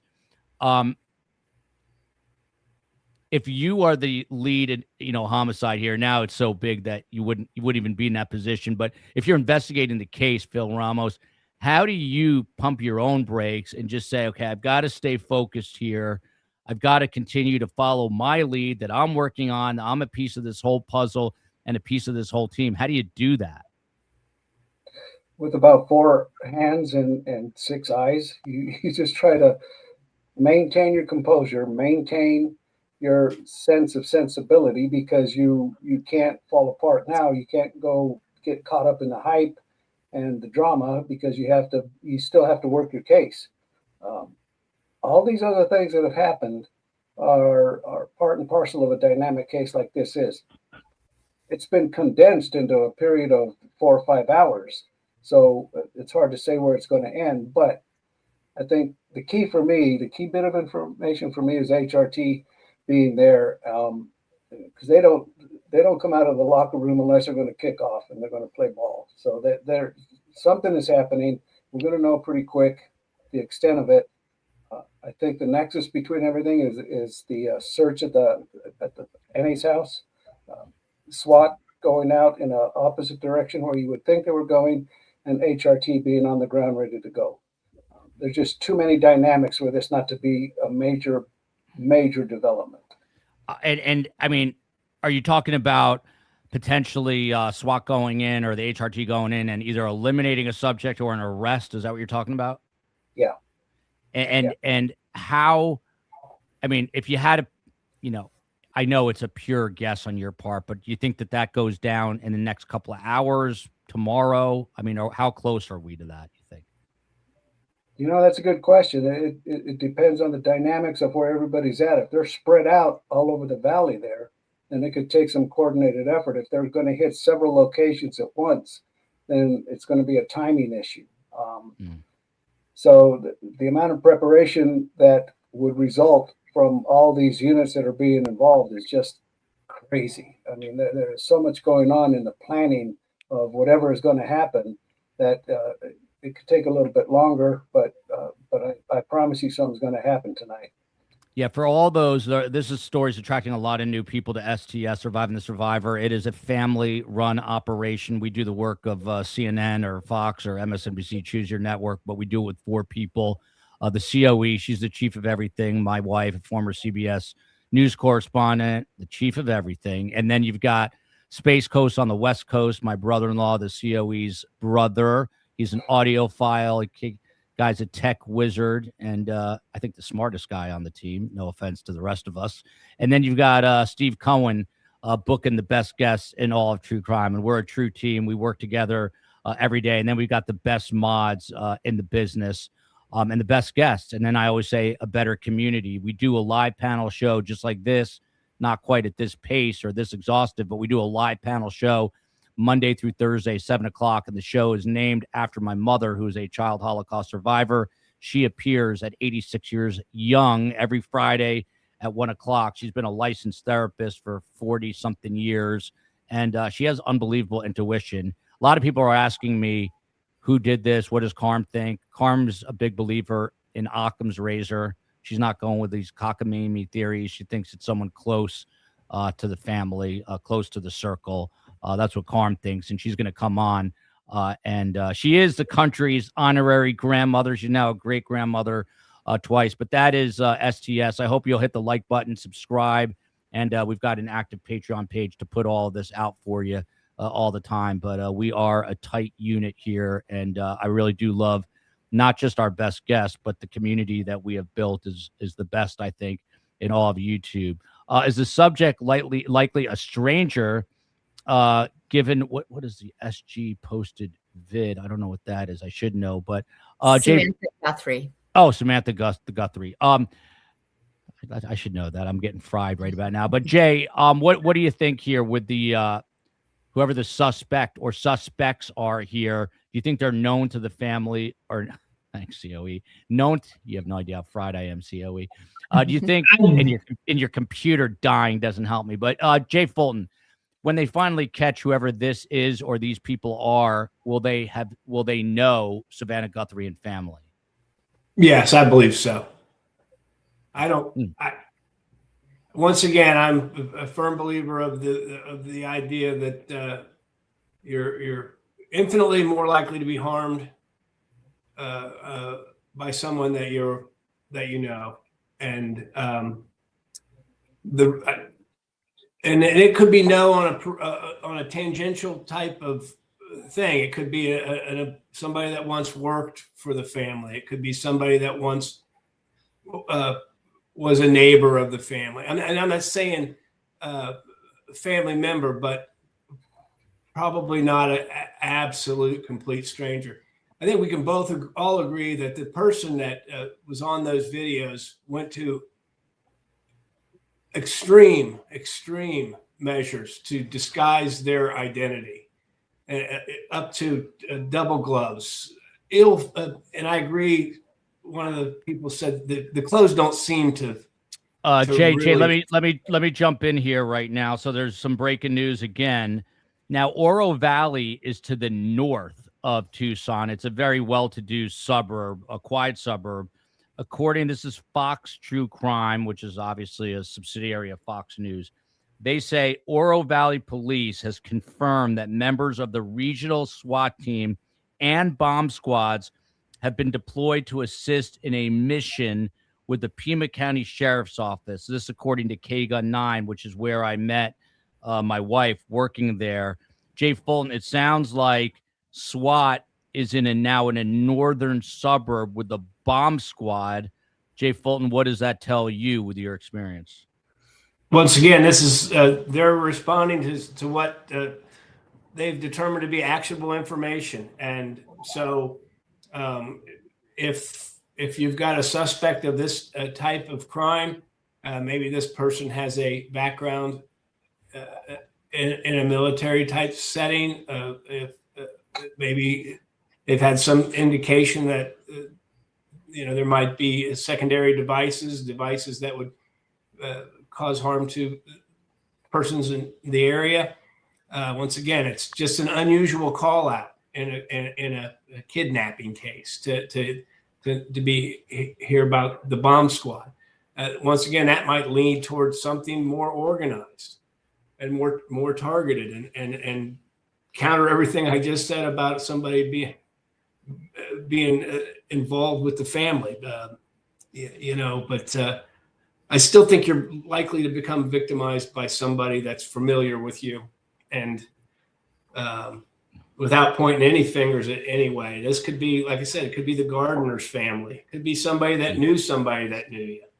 Yeah, it sure feels to me, everybody. Sorry, Jay. It feels to me like no one can go anywhere. So I'm going to keep going here. I need your guys' help. So I don't know if Phil and whenever you guys have to run, let me know. And then Steve will try to swap some people in and out. I'd love to keep you. You gotta start asking some questions. We'll put in the triple Qs, but it feels like something's going to go down. And I love the fact that we're together as a community here. So if you put in triple Qs, the COE will help me pull them up. I mean, I could probably do this all night. This is sort of what I live for. I just realized I've not eaten today. So if I fall face forward on my desk, just keep going on without me. But Dr. Casey, there you go. Is that Pepperidge Farms? That looks good. Yeah. This is how we eat when we're on the air. We just open snacks. I wish I could pass them to you through the camera. I'm like a gerbil. Court lurker here. Casey, this is your world.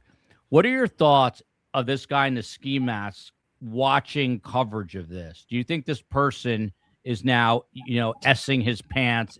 Are they watching? The only reason he wouldn't be watching is because he's already made a run for the border, right? I do not think this person is in our vicinity at this point. I think that the minute that those images came out, they were gone. And I always thought that this whole idea of it will take 12 hours to return her once you pay the money was the most ridiculous red herring of all. Those are the 12 hours that they use to get the money and get out of town. And everyone's like drawing, concentric circles on a map going, oh, like a 7-hour radius. And I'm just like, no, that's the 12 hours where they take the money and run. Mm-hmm. I don't think this person is in our area at this minute that those video images came out. They were gone, if they haven't been gone all week. They could be corresponding from Timbuktu, Yeah. By the way, if I go off at 11:55 p.m., it'll all go down at midnight. If I go off at 1:55 a.m., it'll go down at 2. It's Murphy's Law, but we'll try to go here for a while and see what breaks. It sounds like they're getting awfully close. Phil Ramos, and again, I want to be mindful of the guest time. So if you guys have anywhere to be, please just tell me to get lost, please. But could they have run facial recognition, Phil Ramos, through a driver's license database? That's a really good question. Is that something that's possible? Yes, absolutely possible. It's the same type of information or information gathering set that you do when you go through the airport. When you got to show your face to the camera with your boarding pass, and that what they're looking at is your face. If it's in their files in the database of who you are, a known traveler, or even not even a known traveler, that's exactly what they're doing. So I would answer yes to that. Yeah, and so that's a really good thing to know, and obviously a great tool for law enforcement. But Jay Fulton, CNN was the first that I saw report this, but it's pretty obvious that when they were going to release these videos of the alleged perpetrator, that they're going to get a crazy inflow of tips, which they have. I mean, apparently they've got this crazy uptick in tips. What do you do with those? How do you manage those? How do you filter through them, Jay? Sounds like they have the resources there with all the different agencies that have been committed to this investigation. And you kind of, a lot of them would be along the lines of things that were already being worked. There's somebody high up in the investigation with a lot of overall knowledge is going to vet a lot of those tips, and you're going to try and chase them down one at a time. But with the amount of people they have, I think they're probably up to the task. But the important thing is you want to chase the good ones, the ones that fit into the evidence that you already have, because you'll get, you always get the tips that come in and say that, somebody, she was beamed up somewhere. I mean, obviously you get some crazy tips because that's what people like to do. But some of the tips are coming in or fitting into the narrative, kind of the path that they've been following. And those are the ones that are going to be the most valuable, I think. Phil Ramos, I asked you about HRT and the SWAT, and this is a term you guys, or maybe it was Jay, but it's a term you guys always use, which is actionable information. What is the threshold for actionable information? What does that mean, really? Well, the biggest threshold is that information that you can corroborate. You can't just take everybody that calls in with a tip as a good, accurate tip. You got to be able to corroborate it. And if you can corroborate the information, it's germane to the case and what you're doing at the time, then that goes on top of the list of things to do right away. If you can't corroborate it, if the person calling sounds like someone who's not very mentally balanced, then you put it in a pile of just check this out later. Yeah. Casey, I mean, for law enforcement, what lessons do you bring from previous cases that are this high profile? You just named a couple of them, the DC sniper, Boston Marathon bombing. I mean, what, as someone who works, sort of in the science of the field, what lessons do you bring from previous cases? I think I was on your podcast the other night when I mentioned a 1993 kidnapping case that literally just jettisoned into my brain because I lodged these things in real time. And I remember I was teaching at John Jay College of Criminal Justice in 1993 when this happened. And I was bringing in New York Times articles about it and distributing them to my class for analysis. And it was the kidnapping of a man named Harvey Weinstein, not that Harvey Weinstein. Okay. A different Harvey Weinstein. He was a clothing small businessman. I think he ran a tuxedo manufacturing shop in Queens, and in his 60s, kidnapped. And spoiler alert, it was a member of one of his staff, one of the guys who actually operated a sewing machine, sewing in his shop, had overheard that he had gotten a loan for $3 and hatched a plan with 3 or 4 other people. Here's what I want you to get the takeaway. This man was put in a pit in the ground on the west side Henry Hudson Highway, 14 feet deep, that was about the circumference of an oil barrel, and lived there for 2 weeks. He was a former Marine and a World War II veteran, and he said that the mental strength of the military is what carried. I don't think he had anything more than like a bag of chips and a gallon of water. But how they handled that was to keep it 100% out of the news. That is the point I'm trying to make. And they got the kidnappers, all right? They got the $3 million, put it in duffel bags, a team of 4 kidnappers. They were distributing, they were all in 4 different points all over Manhattan, picking up their duffel bags to get the money. And they caught one of them, of course, picking up the duffel bag. And I get that this is a different era when they literally have duffel bags full of cash, not transferring Bitcoin.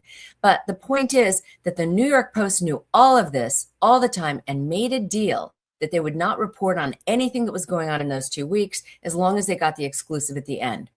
And I think that's why we got Mr. Harvey Weinstein back, because it was not in the news. If it had blown up, they would have, I think, killed him. They barely got him back alive. I would have liked to see this been run differently without the sheriff's office holding press conferences. And I say that as know everything. I don't think we always need to know. I think that it's sometimes really endangered the person who's been taken hostage. And we'll never really know, but I just wish this hadn't been played out in the media. For the safety of the public, we have not needed to know any of this. And we're in it because we love Savannah and her family and we want her mother brought home. But I honestly think that we have seen the culprits react to all of the coverage in the media. So yes, are they watching? Yes, of course they are. And have they changed their behavior based on things that we have called them out about and the predictions we have made? Yes. We, by reporting on this, actually changed the behaviors of the culprits. And that worries me. So if I were doing this all over again, I think I would have shut it down from day one and just worked and only reached out to the public on a need to know basis, which happens right now that we have video. Now is the day. Now is the day. All right.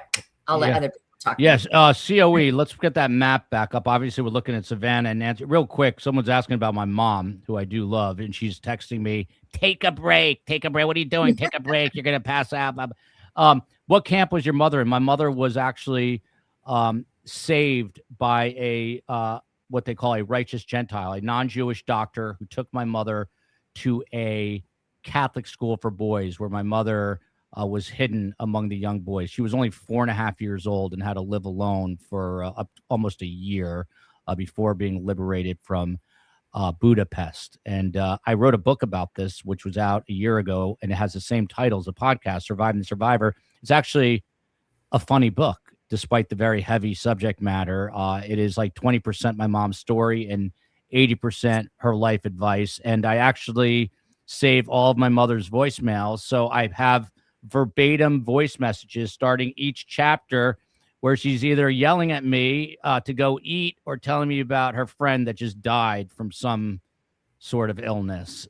So it is a book that will cheer you up, even though there's a lot of death and dying in there. So this is a map of, it's available, by the way, anywhere you buy books. But so you see Tucson here at the bottom southwest corner here. Now, that SWAT team is headed up to Oro Valley, which is almost due north, directly north.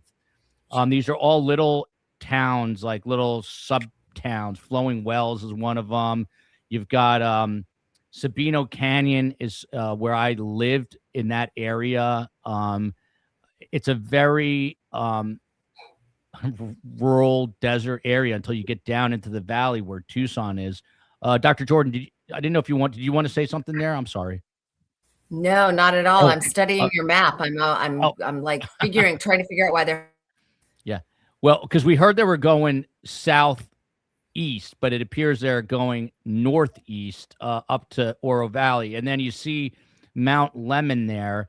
They get snow on Mount Lemmon. It's beautiful this time of year. It's usually snow-capped, and it's at a very high elevation relative to, it's sort of the peak area there. But most of the action in the town is down where it says Tucson, and then there's downtown below and to the left or to the west of Tucson, just below where it says it, is the University of Arizona. So it is, a big university town, tons of pride in the Wildcats, so much pride that the sheriff went to the basketball game the other day, but that's neither here nor there. Now, Phil Ramos, would they have only released the images knowing this person is in the area, so they're still around, hence the police activity? Surely they wouldn't have given them a heads up to run. So do you think they knew where this person was geographically? No, and that's the double-edged sword of releasing information like this. You're taking a chance because you know that if the bad guy's watching and he sees himself there, boom, he's gone. He's in the wind. So you have to weigh out the pros and the cons of releasing the information. Hopefully, the person who would recognize him can call the cops and say, "Hey, I know who that is." But yesterday at this time, we had no idea what was going on. So it was, and we were thinking, man, they're just out of stuff to do. I think what happened was this kind of overwhelmed everybody. I shouldn't say overwhelmed, but they took everybody by surprise and said, finally, we got someplace to go, so let's go with it and let's get the best reaction we can. And, going back to Casey's point about the publicity on this, if this wasn't Samantha Guthrie's mom, we wouldn't even know about it. Conversely, if it wasn't, this wouldn't have happened. Yeah, we had Kurt, and I'm just blanking on his last name, Kurt Tabb. He's a retired Pima County homicide detective, and he was on today. Look, he said this is a very important case, and we've got to be working on it. But he was kind of feeling conflicted because he's like, you have no idea how many of these cases I investigated as a homicide detective, and it never got any attention. No, none. But Jay Fulton, to you, a person in the arch still photo, no gun and no backpack, looks like to me like two people. So COE, I don't know if you want to bring those up, but thank you, Jeanette. And that keeps going on.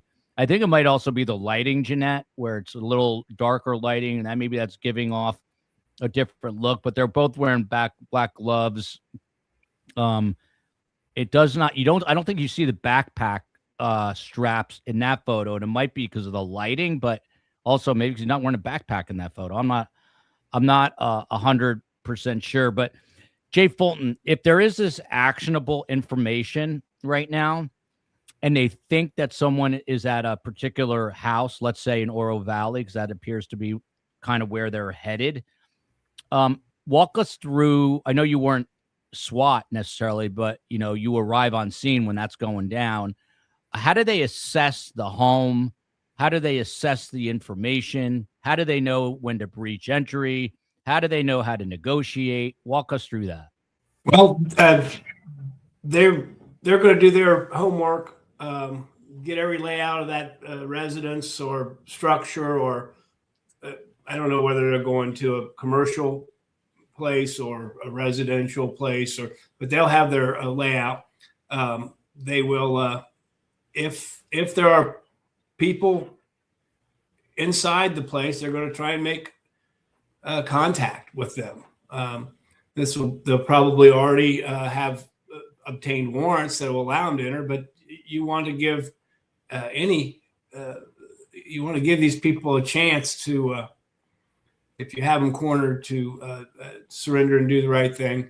The presence of a potential hostage certainly increases the danger that you want to do this without causing harm to the hostage. If this is where they've decided she's being held for whatever reason, but then it comes to the tactical commander, and he's going to make the decision on when we go in. If you're unable to make contact with anybody in there, they have robots that they can sometimes use to get a picture of what's going on inside. They'll drill holes in walls based on the layout, the known or the suspected layout of the structure. They'll insert cameras. They do not get in a hurry because preservation of life is part of the mission here. And so that work will be surgical. Phil Ramos, can you add some texture to that? I mean, that's preservation of life. I think Jay's talking about the preservation of lives on both sides, but also for the SWAT members, obviously. Yeah. Those guys have one of the most dangerous jobs, but just speak to what Jay was talking about in terms of patience. I mean, they take their time. It looks like they're racing over there. Do they generally have their plan and all the maps and all that, before they arrive? Or are they heading out there to make sure that the suspect doesn't leave and then sort of barricade them in there with their presence? How does it all work out? It's a little bit of both. They get as much intel as they possibly can to start heading into the area, and then keep updated about anything that's changing as they're going to where they're headed to. The thing that's troubling me a little bit is about this new direction that SWAT and the bomb squad were headed. It's a little concerning for me because, one of our viewers posted on there, do you think that he would kill himself now that they know that who he is and where they're going? That's a very distinct possibility. That may be why the bomb squad is going to where they're headed. I mean, they're going the opposite direction that we were told they were going in the first place, right? I mean, they were supposed to be going southeast, and now they're going north. Isn't that correct? Correct. The reporting was southeast, but now Yes, north there. I mean, Phil, if you had to take a guess, with this kind of media scrutiny, and if to Casey's point, if he's watching this, the pressure that this guy's got to be feeling, or persons, but we'll go with guy right now, is got to be tremendous, right? I mean, what's your gut tell you with your experience? The person going to try to unalive themselves? I wouldn't be surprised if he did that. Yeah, because he doesn't want to live with the I mean, this is a life in prison crime. If Nancy's dead, if she's still alive, it's still a felony kidnapping. So he's looking at major time, and who knows what's going on between those years. I mean, he was crazy enough to pull this off. Yeah, I think that's a 50-50 shot that he would end his day unable to go to jail. Yeah, Dr. Jordan, I mean, this is more your world on the criminology side. What's your thought on this? I mean, with this pressure, it's like a tinderbox. Does this person, raise his hands at the end of the day and goes out alive, or does this person remove themselves from the planet before authorities can get to them? Statistically, we don't have enough kidnappings for ransom to actually give you valid data, but I'm going to go with like mass murder standoffs, okay, which we do have some good data on. About 60% of them will take their own life. And, maybe it's not, I think that we always say there is no atheist in a foxhole, right? And when the chips are down, these people want to, if you will, dispatch themselves rather than go spend the rest of their lives in prison. But all of the stuff that's going on, are wondering, and I don't know that I would think this, except that Kash Patel is around, okay? And a show of force would be exactly what he would want. I don't know if their threshold for actionable evidence is as high as it should be right now, because I think there could be some ego involved. And so if they get any excuse to dispatch, I mean, they've got all these teams ready to go. They've got HRT. They've got 4 different SWAT teams. I wonder how much of this is just smoke and mirror, distraction from what they're really doing, and also show of force. I keep thinking the Brown MIT manhunt from just a month or two ago, and how they ended up with a huge show of force at the where the guy was, with and yes, they had to put the little skating cameras under the door, and they had to use every precaution because they didn't know if they opened the storage unit, would there be a bomb? Would there be a guy with a machine gun? They didn't. They get in there, and the guy's been dead for 2 days. Okay. And the FBI's out there going, we got our man. I was like, yeah, you got a corpse. So this, I think the chances are that if they are closing in on the true perpetrator of him taking his own life are very high, higher than he's not going to want to go down without a fight. And I think that he will unalive himself, or, wait until his back is against a wall. Suicide by cop. COE, could you hop in and let us know? I think we're looking at activity, I think maybe outside Annie Guthrie's home. Welcome to the desert, where you can't see your hand in front of your face. So, COE, what are we looking at? Yeah, this is outside of her home. This is not Oro Valley. What's up, Freddie and Ethel? That was Fred. This is not Oro Valley. Phil Ramos, there are reports here, and you see it right here coming in. Fox 5 does not exist in Tucson, so they'd be getting it from another affiliate in Tucson. But apparently there's tremendous activity. This obviously is one vehicle, but we're not seeing the whole picture, so to speak. Again, we're back now at Annie Guthrie's house, which is kind of where this whole thing started with Ashley Banfield's reporting, which very well could be correct. But why all this activity at the daughter's house tonight, Phil Ramos? Well, there's got to be some reason for it. Whether it's connected to everything else is very likely. Because if there wasn't anything going on major there, then this other stuff wouldn't be going on. Or if the other stuff was going on and there was nothing happening here, then they would leave from there. But I'm kind of looking at the similarities in the archway, the storm door, the layout. It looks very similar to Nancy's house. the way that looks. And then I'm wondering why there's only one camera view. So is it like a pool camera and everybody has to feed off of that? Usually if there's a major situation going on there, you're going to have more than one officer sealing off the front and keeping people away. I wish they would pan out and so we could see what the rest of the area looks like and get an idea of what's going on. Hopefully we'll get a better shot. I don't know what's in the air tonight. I'm just the messenger. Don't shoot me. First, we have the Kurt Cobain homicide. Now, more distressing news. Hey, Joel, not confirmed. Not confirmed. ABC News is saying that someone has been detained and they are being questioned. That is not confirmed. I'm trying to get confirmation, but I just want to give you the latest update. That's according to ABC News. Get that to us as soon as you can, COE. But in Canada, horrific story.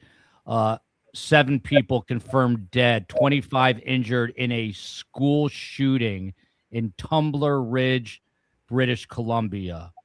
2 others found dead at a home. The suspect is also dead. Canada, please don't become like America in that sense. Don't start having school shootings, but please say a prayer, whatever you do, for the people in British Columbia, Vancouver, British Columbia. Horrible. But you're hearing the COE, Jay Fulton, coming to you on that. ABC News reporting that a possible suspect is being detained for questioning, and this could be related to the activity we're seeing at Annie Guthrie's. This is, let me read this here. Allison Hargroves, wow, $100 super chat. Thank you. According to X, this is breaking news on X. The Pima County Sheriff's Department, with assistance from the FBI, has detained an individual for questioning in connection with the abduction of Nancy Guthrie. A law enforcement official briefed on the investigation told ABC News. Jay Fulton, read between the lines here for us. If they have somebody in custody that they're interrogating or interviewing, interrogating more likely, this could be where the source of a lot of this actionable information. It also might indicate that there's more than one person involved. If you have somebody, if this was a planned out abduction for money, which I'm still not sure. It might require one person was going to go get her. 1 or 2 people were going to go get her. One person was going to provide a place for them to hold her. Maybe another. I mean, this is kind of more of an old school type kidnapping. But if you have one member of this cabal, if there's somebody's talking, they're providing a direction for these tactical elements to be dispatched to certain locations. I don't, that's my take on it. The HRT coming, all that activity, it's based on some kind of actionable intelligence, and that the most accurate, actionable intelligence would come from if you have a detained somebody that has knowledge and is imparting that knowledge at this point. So it's certainly a fascinating development, but it might point towards, and it could have been something that came from the release of the photograph. Somebody recognized this individual, and the dominoes start to fall at that point. And maybe this person maybe this is just somebody in custody because they were the one that identified this person. And I knew him to live here, or I knew him to hang out here, or I knew him, he worked here. And these are all places that law enforcement has to get to with rapidity and search, because obviously we want to get this person returned to their loved ones. Jake Tapper tweeted this 5 days ago. Savannah Guthrie is exactly who you think she is: kind, considerate, smart, dedicated, loving, a woman of faith. Her mother is one of the only people I've ever met kinder than Savannah. Whoever has Nancy Guthrie, please bring her back to her family. Phil Ramos, breaking here. The Pima County Sheriff's Department, with assistance from the FBI, has detained an individual for questioning in connection with the abduction of Nancy Guthrie. A law enforcement official briefed on the investigation told ABC News. If you're in that room, Phil Ramos, what's the line of questioning? It depends on what information you have. That took you to this person. You want to press them on the information that you have in a skilled and methodical way to see how honest this person is being. And the fact that they're being detained is a good thing.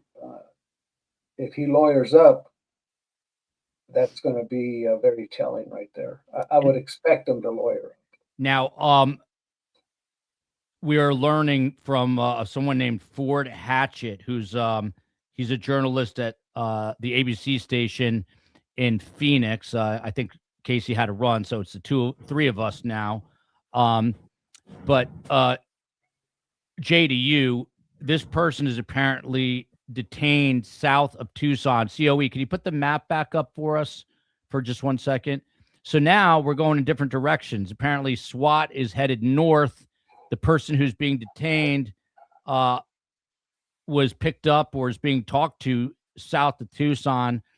Your guess is as good as mine, but I guess I'll ask you. I mean, to Phil's point, which makes sense, the line of questioning would depend, I guess, on the information you have. But what about the fact that you've got someone out there incredibly vulnerable, 84 years old, and God willing, she's with us.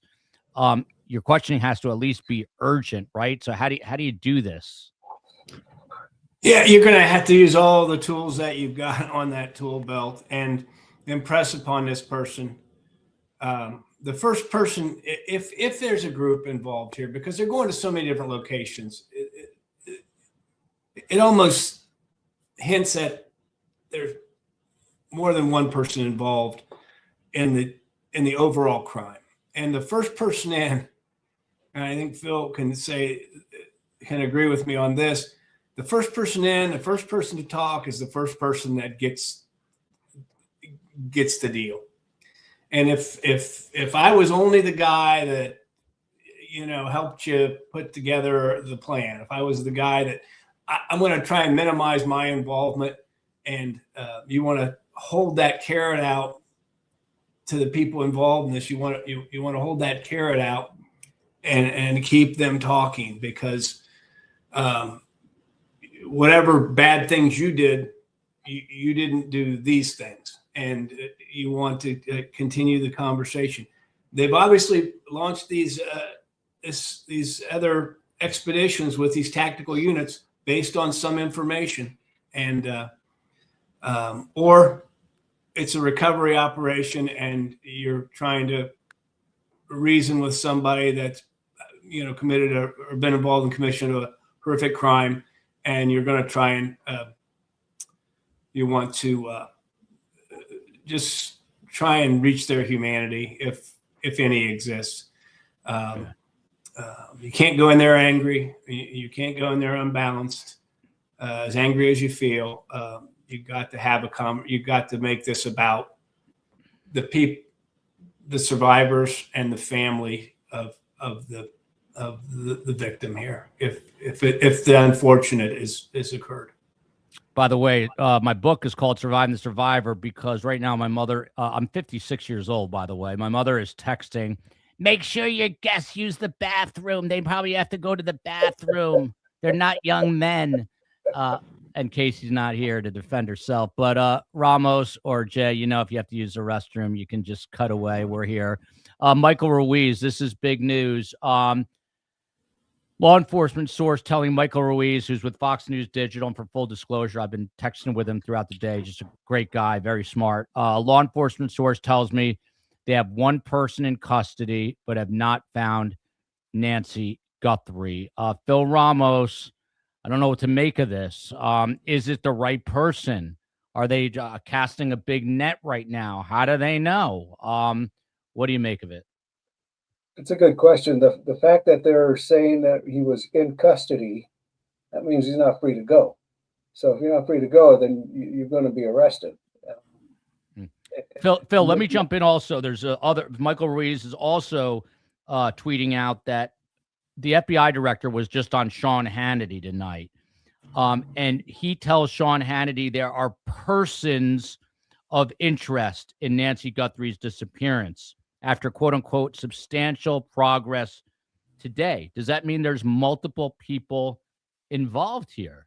Yes, absolutely it does, either before or after the incident. So I would say that, like I said earlier, we're going to know something tonight, and we already, that information is already coming in. And I go back to the terminology they're using, a person in custody.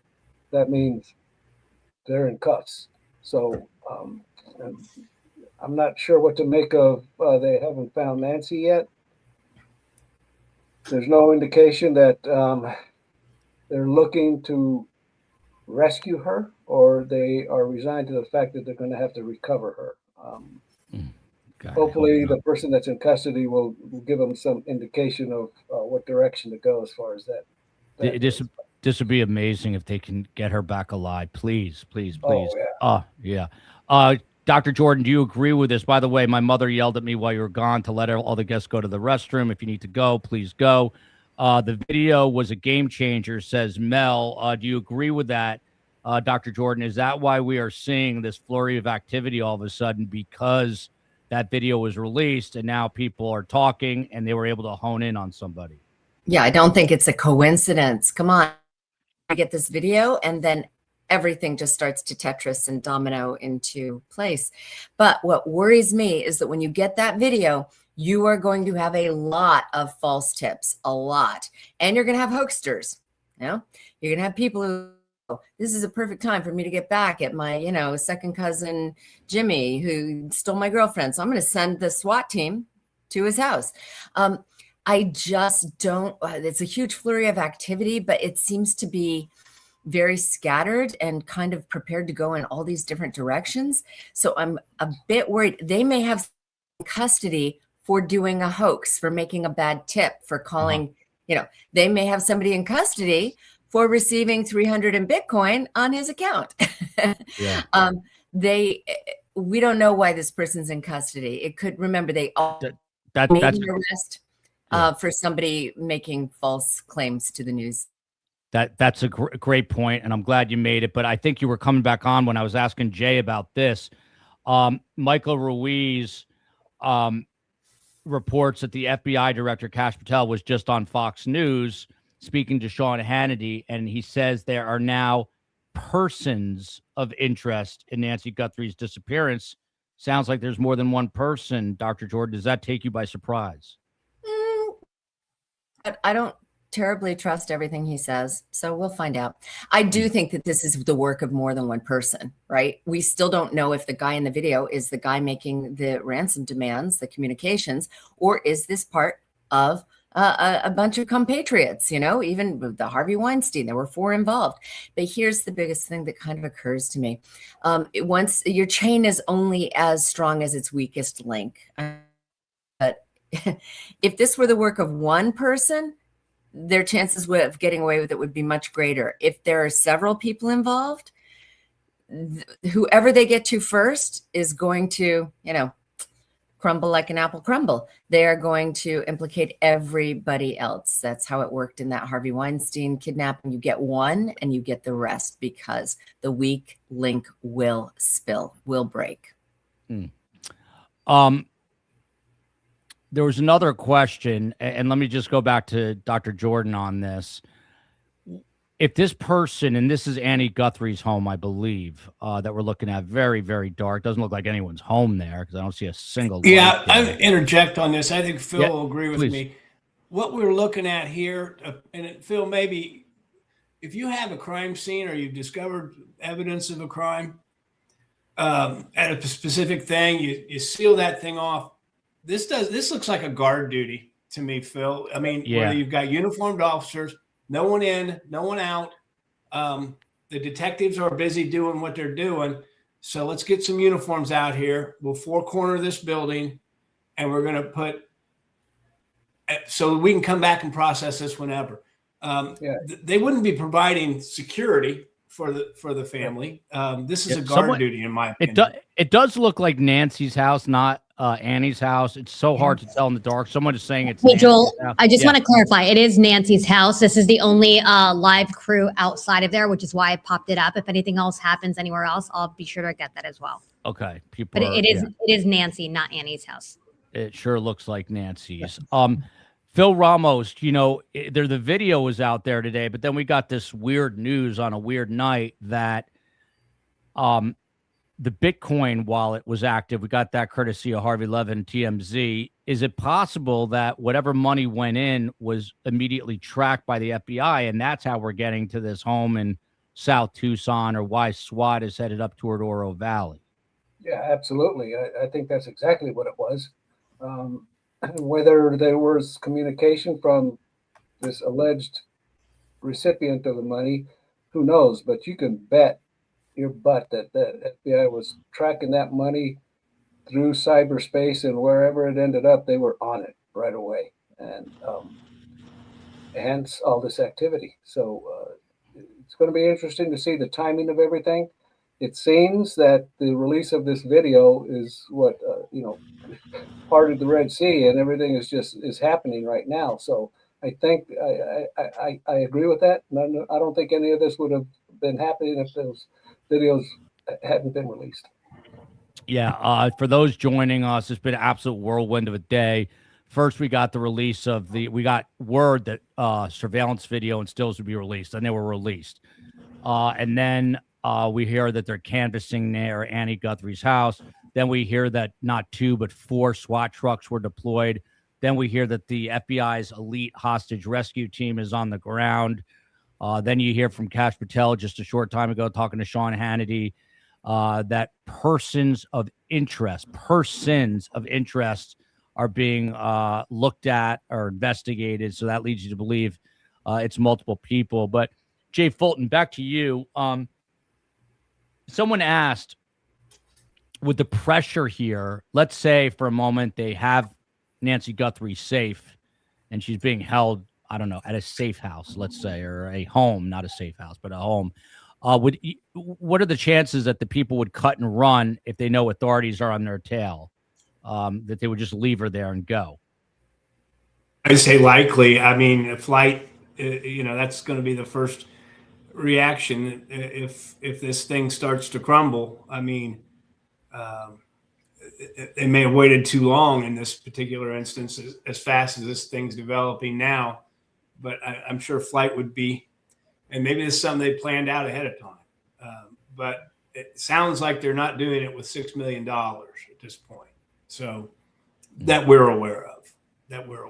So, they're going to, it's going to be a hunt if they can get out of that particular area. And I think that's probably one of the reasons that people are going in so many different directions as far as with these TAC teams, and that you want to try and limit that the chase as best you can, but probably inevitable that they would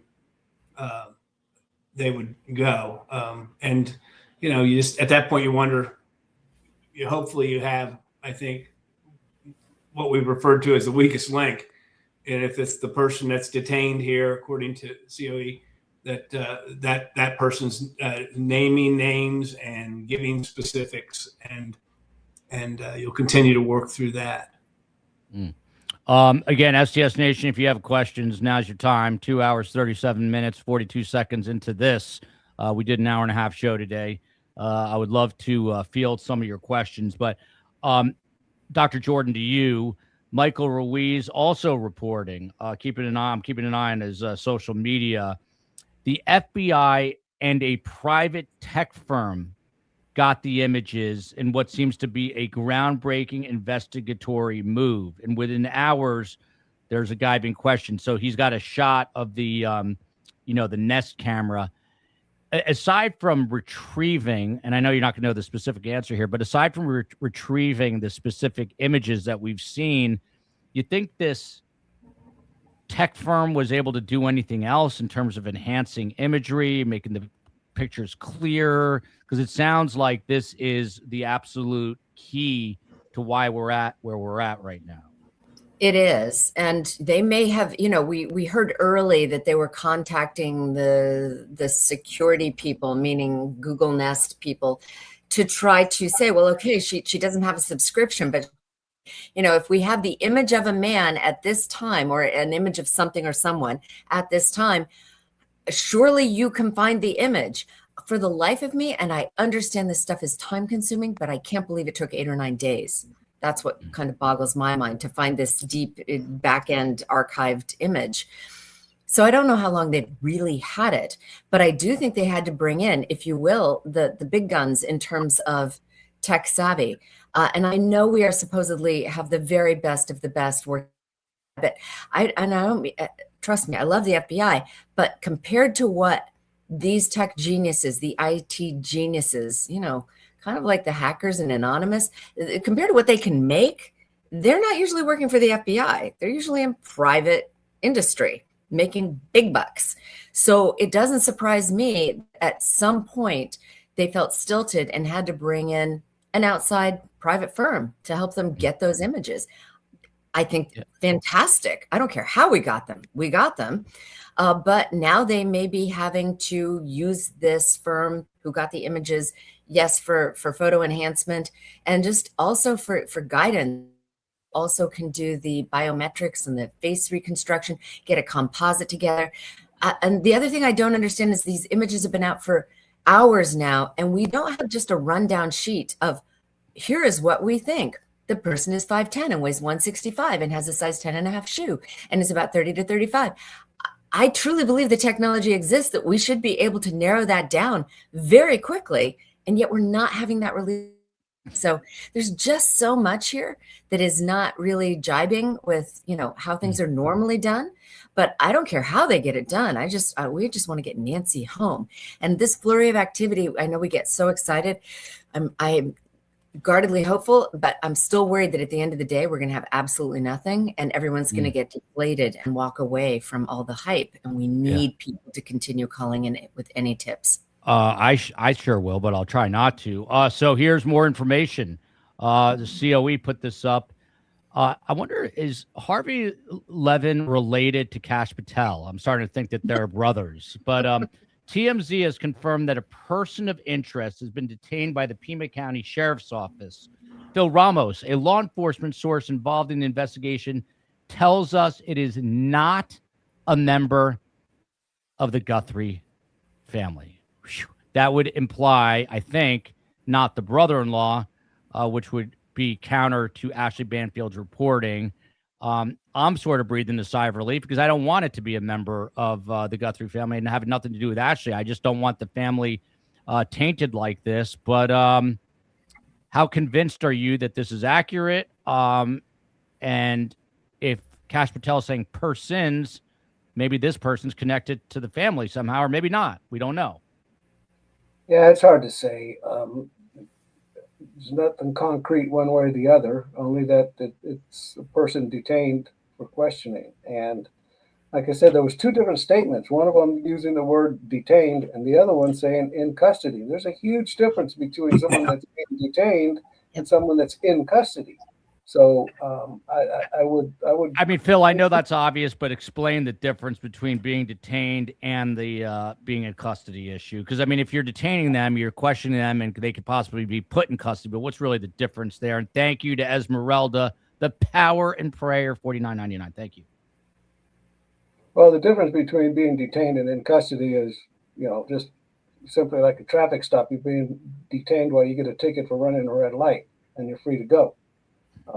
When you're in custody, you're not free to go. That's the operative phrase. Is you're not free to go if you're in custody. If you're just being detained, you're free to depart the company of the officers that are detaining you, unless they have some exigent circumstances to keep you for an investigative stop, and there's a time limit on that. Then you know why you're being detained. You also are going to know why you've been taken into custody. So it's up to the individual person to, God bless the United States Constitution, but that's their right, Fourth Amendment right. If you don't want to talk to the cops, you don't have to talk to them. And unless you are in custody and you've been deprived of your freedom, then you're free to go. There's been reports all day of a body found. It is not related to Nancy Guthrie, that case. I think it had to do with a hiker, something unrelated. and you know, obviously saddened for whoever that is, but it is not Nancy Guthrie. Jay Fulton, let's just go back for a minute to these photos, which are proven to probably be very key here.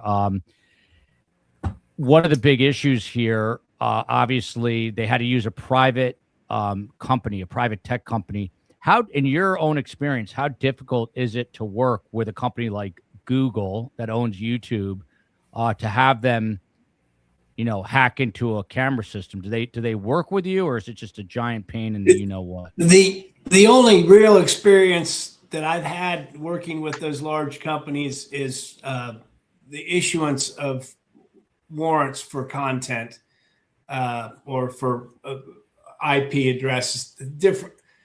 So I've not had to have them break down footage for me or anything like that. And some of the companies, some of the tech companies are easier to serve subpoenas and search warrants on than others. We've had to deal with, for instance, Apple a lot because their phones were unbreakable, and there's a way to break them, but they've only used it several times in certain cases as far as getting access to the phones. So some of them are a lot easier than others. I don't remember Google being particularly difficult to nail down with warrants and subpoenas, but some of the other companies not so successful with. So my experience would be just based on delivering the legal paperwork and stuff. We didn't ever bring this level of expertise in to assist us with an investigation. Of course, we never had one probably of this magnitude with this kind of evidence. So that's probably why, but yeah. Phil Ramos, thanks, Jay. From Special KKS here. This is a bigger question for me. Why is police source talking to TMZ? That can't be all right. Now, the other day you said that you would, you know, tip off people occasionally, but is there something deliberate going on here in your opinion? You know, are they using each other? In other words, is the FBI using Harvey Levin, and is Harvey Levin getting, you know, something out of it? Are they specifically going to him because they know he's going to blast it out? Are they using it as a is there a tactful reason that they're doing it? Well, that's the question, isn't it? Is this a quid pro quo situation? Are they trading information? And yeah, why? I don't know why the cops would be reaching out to TMZ. That just goes against everything that you're trained to. You don't, unless they've got something to trade for, you don't trade with them. And if you do, you got to realize that you're compromising your investigation by doing that, because you can't.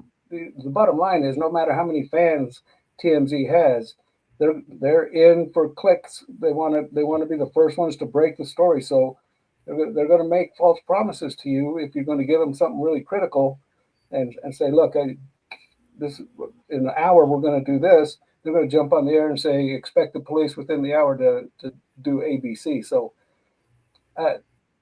no, I mean the short answer is no. They shouldn't be talking to TMZ at all. In fact, we had very, very strict restrictions on who we spoke to, and it wasn't just anybody. It was the commander of homicide would be the only one that could speak to the media. What was the repercussion or ramification if you got caught leaking a story? What would happen? I mean, leaking info. I'm sorry. You're pushing a patrol car at midnight with Tuesdays and Thursdays off. Yeah. Really? You still get a job. I mean, it could be such an egregious offense that you're terminated because it's a violation of department policy, and punishments could be anywhere from suspension to termination. Yeah, you're going to test the strength of your police union at that point. If you got a police union, you may be able to keep your job.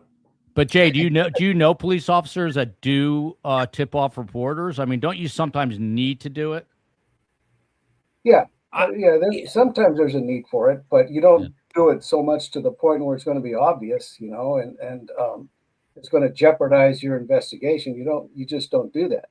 And you got to spread that wealth too. I mean, for you to maintain if you're going to do that, and there have been, I've known of those things happening, but you don't go to the same person every time. You certainly don't. And the level of information that you have to have some sense about that. The stuff that seems to be coming, it seems to be coming from pretty high up, or somebody's really putting themselves at risk. Yeah. No, by the way, Mary, you're jumping to conclude. Did I ever say I detest? I never ever said I detest Harvey Levin. I just asked if he was Kash Patel's long lost brother, because he's getting every single leak spread his way. But praying that it is resolved. I hope so too. But Dr. Jordan, let me just circle back to you on that. I mean, it could be a tactic that law enforcement is using to go to TMZ. They're definitely leading the way in terms of information on this story. I guess I don't, partly because I'm exhausted from doing this as long as we have today, but is there potentially like a reason that they're being given information to maybe, I mean, besides just getting the word out there, is there some sort of police law enforcement reasoning behind it? Not an ethical one is my short answer. Yeah. But I think that at this point, and just, FBI is a new, different FBI than it's ever been before, right? So everything that I know, and I have former students who work for the FBI, and I would just argue that the FBI right now, today, is just very different than it was a year or two ago. So I wouldn't put anything beyond anyone, especially because I think there's more ego in us than there ever has been before. And there's just people who want to go credit. We did it. We solved it. We've never had a president inject himself into like, hey, I'm talking to Savannah. I'm catching the clues. You're going to see her breaking this soon. There are 150 people in the United States right now that we're not paying any attention to. And I really want Savannah's mother to be brought home alive. But at this point, I just don't anything, because we have never seen a case like that before. And that may seem like waffling, but I'm usually pretty confident when I make predictions about it's consistent or the probability is this. I'll tell you that Kash Patel is not in bed with TMZ, but I just don't know anymore. And with that, I have to tell you, CNN is like begging me to be on the clock. So Okay. I want to throw kisses to everyone and thank Jay and thank Phil and thank you and the COE for having me for so long. But I can stay at this party. It's a lot more fun than CNN being here. I can tell you that is true. You get short little sound. Better get those sound bites down to 8 seconds. But Dr. Jordan, be on standby for 2 hours and they won't come to me. Hey, I might be coming back and hanging out in your waiting room if it gets boring. Okay. Anytime. You're welcome. Thank you so much. See you soon. Then there were 3. The COE said someone more best guests are on their way, and that is a good thing. But Jay Fulton, let me go back to you. So in light of what Kash Patel told Sean Hannity, which is persons of interest, and now they've got someone detained, they obviously know that there's more than one person. So whoever is detained, how do you play them against whoever this other person might be? Yeah. Once again, we're talking about detained. So I think I'm going to echo Phil's thing here. That's a far cry from in custody. So I'd be interested to know which one it actually is. But persons of interest, I guess, they've got something that indicates to them that they've been able to spread this thing out. And once again, you're talking about an 84-year-old victim with health problems. It's been 11 days. They couldn't keep her in a 55-gallon drum buried by the river. She's going to have been in she's going to have been held somewhere if that's what this crime was about. And that indicates that can't be one person doing that. I mean, that would take 24 hours a day to care for and to nurture and to keep this person safe, all while tracking your money. If this is how this crime is going to play itself out, so it does indicate the participation of more than just one person at different levels of this crime. I'm not saying more than one person went in the house. But it would follow that there would be more than one person involved in the totality of the crime. So Phil Ramos, I almost called you Phil Waters. We got Dan O'Shea. The good doctor leaves, and then we've got a Navy SEAL here. What's up, Dan? How are you? Hey, just jumping in. Great to have you back. Yeah, you're on with Jay Fulton, retired homicide out of Columbus, Ohio PD, and Phil Ramos, Las Vegas Metropolitan retired homicide detective. But Dan, hop in. I'm sure you've been doing the rounds all night. You've got experience with hostage negotiation, albeit in places like Iraq and Afghanistan, which is they don't mess around there. But they're reporting now that there are quote unquote persons of interest. And there was a comment I just passed that said, if there's multiple people involved, which is the implication from FBI Director Kash Patel, that this might actually be a real kidnapping. I mean, we're 10 or 11 days in. What are your thoughts tonight as all this news breaks, Dan?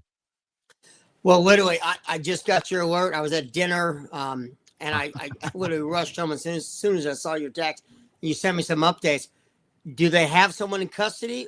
They do. So they had not custody. They have someone detained right now. They're not saying who. Let me just get you up to speed real quick because I know you're hopping in here. But obviously, first we got these images today, the surveillance video and footage. Then we got word that 4 different SWAT trucks were being deployed from the Pima County Sheriff's Department.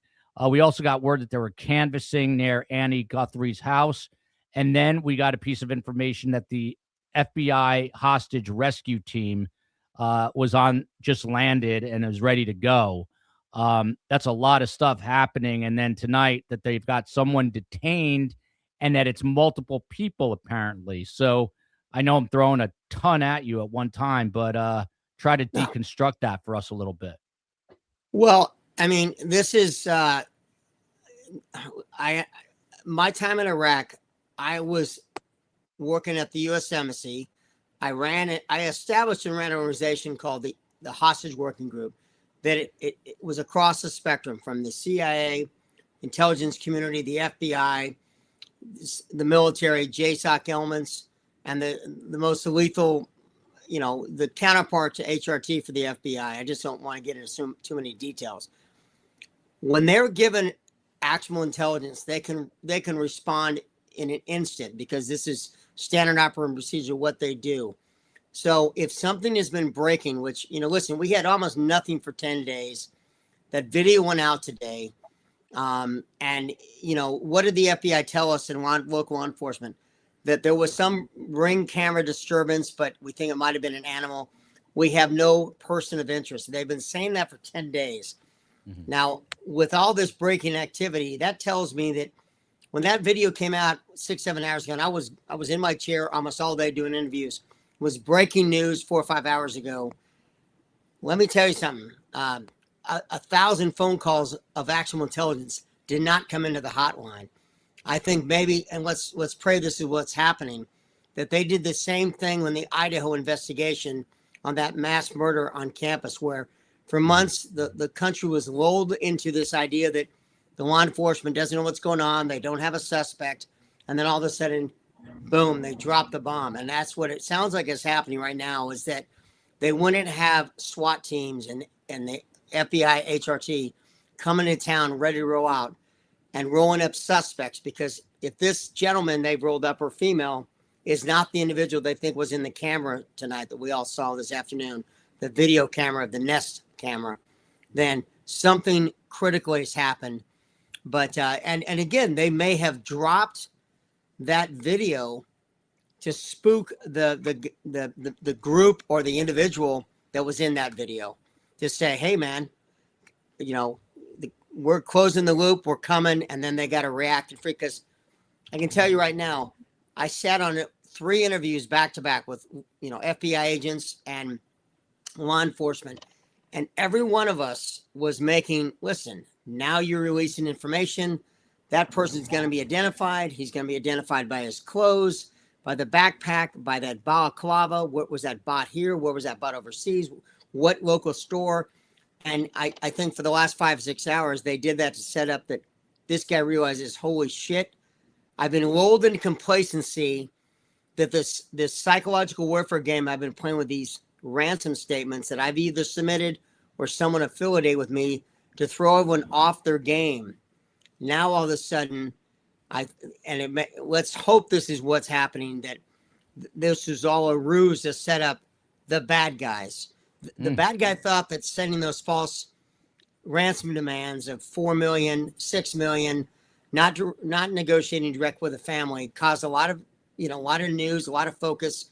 The 5 p.m. deadline yesterday, and let's hope that local law enforcement and the FBI were playing this guy for a fiddle, and now they're rolling up targets. Let's hope this resolves soon, because as we know, this 84-year-old woman without her meds, we need to bring her home quickly, sooner rather than later. Dan, do you ever work in concert with the HRT when you're out in like Iraq or Afghanistan? Tell us a little bit about them. how are they trained? How are they prepared? What would they do here? Well, ironically enough, I have a number, 4 or 5, buzz instructors and guys I knew from the teams that went to HRT. I rolled into Baghdad in 2004. I actually flew in the 3rd rotation or 4th rotation of FBI agents that were replacing the 20-odd agents in country. And a handful of the guys were HRT guys, hostage rescue team. So hostage rescue is the HRT.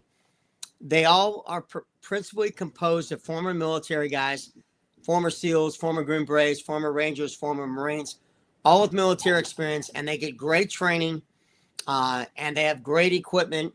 They don't get rolled out a lot, and a couple of their experiences have not been that good. Ruby Ridge, Waco, but those guys are highly trained, highly qualified, and they're the only force that is allowed to operate in the United States.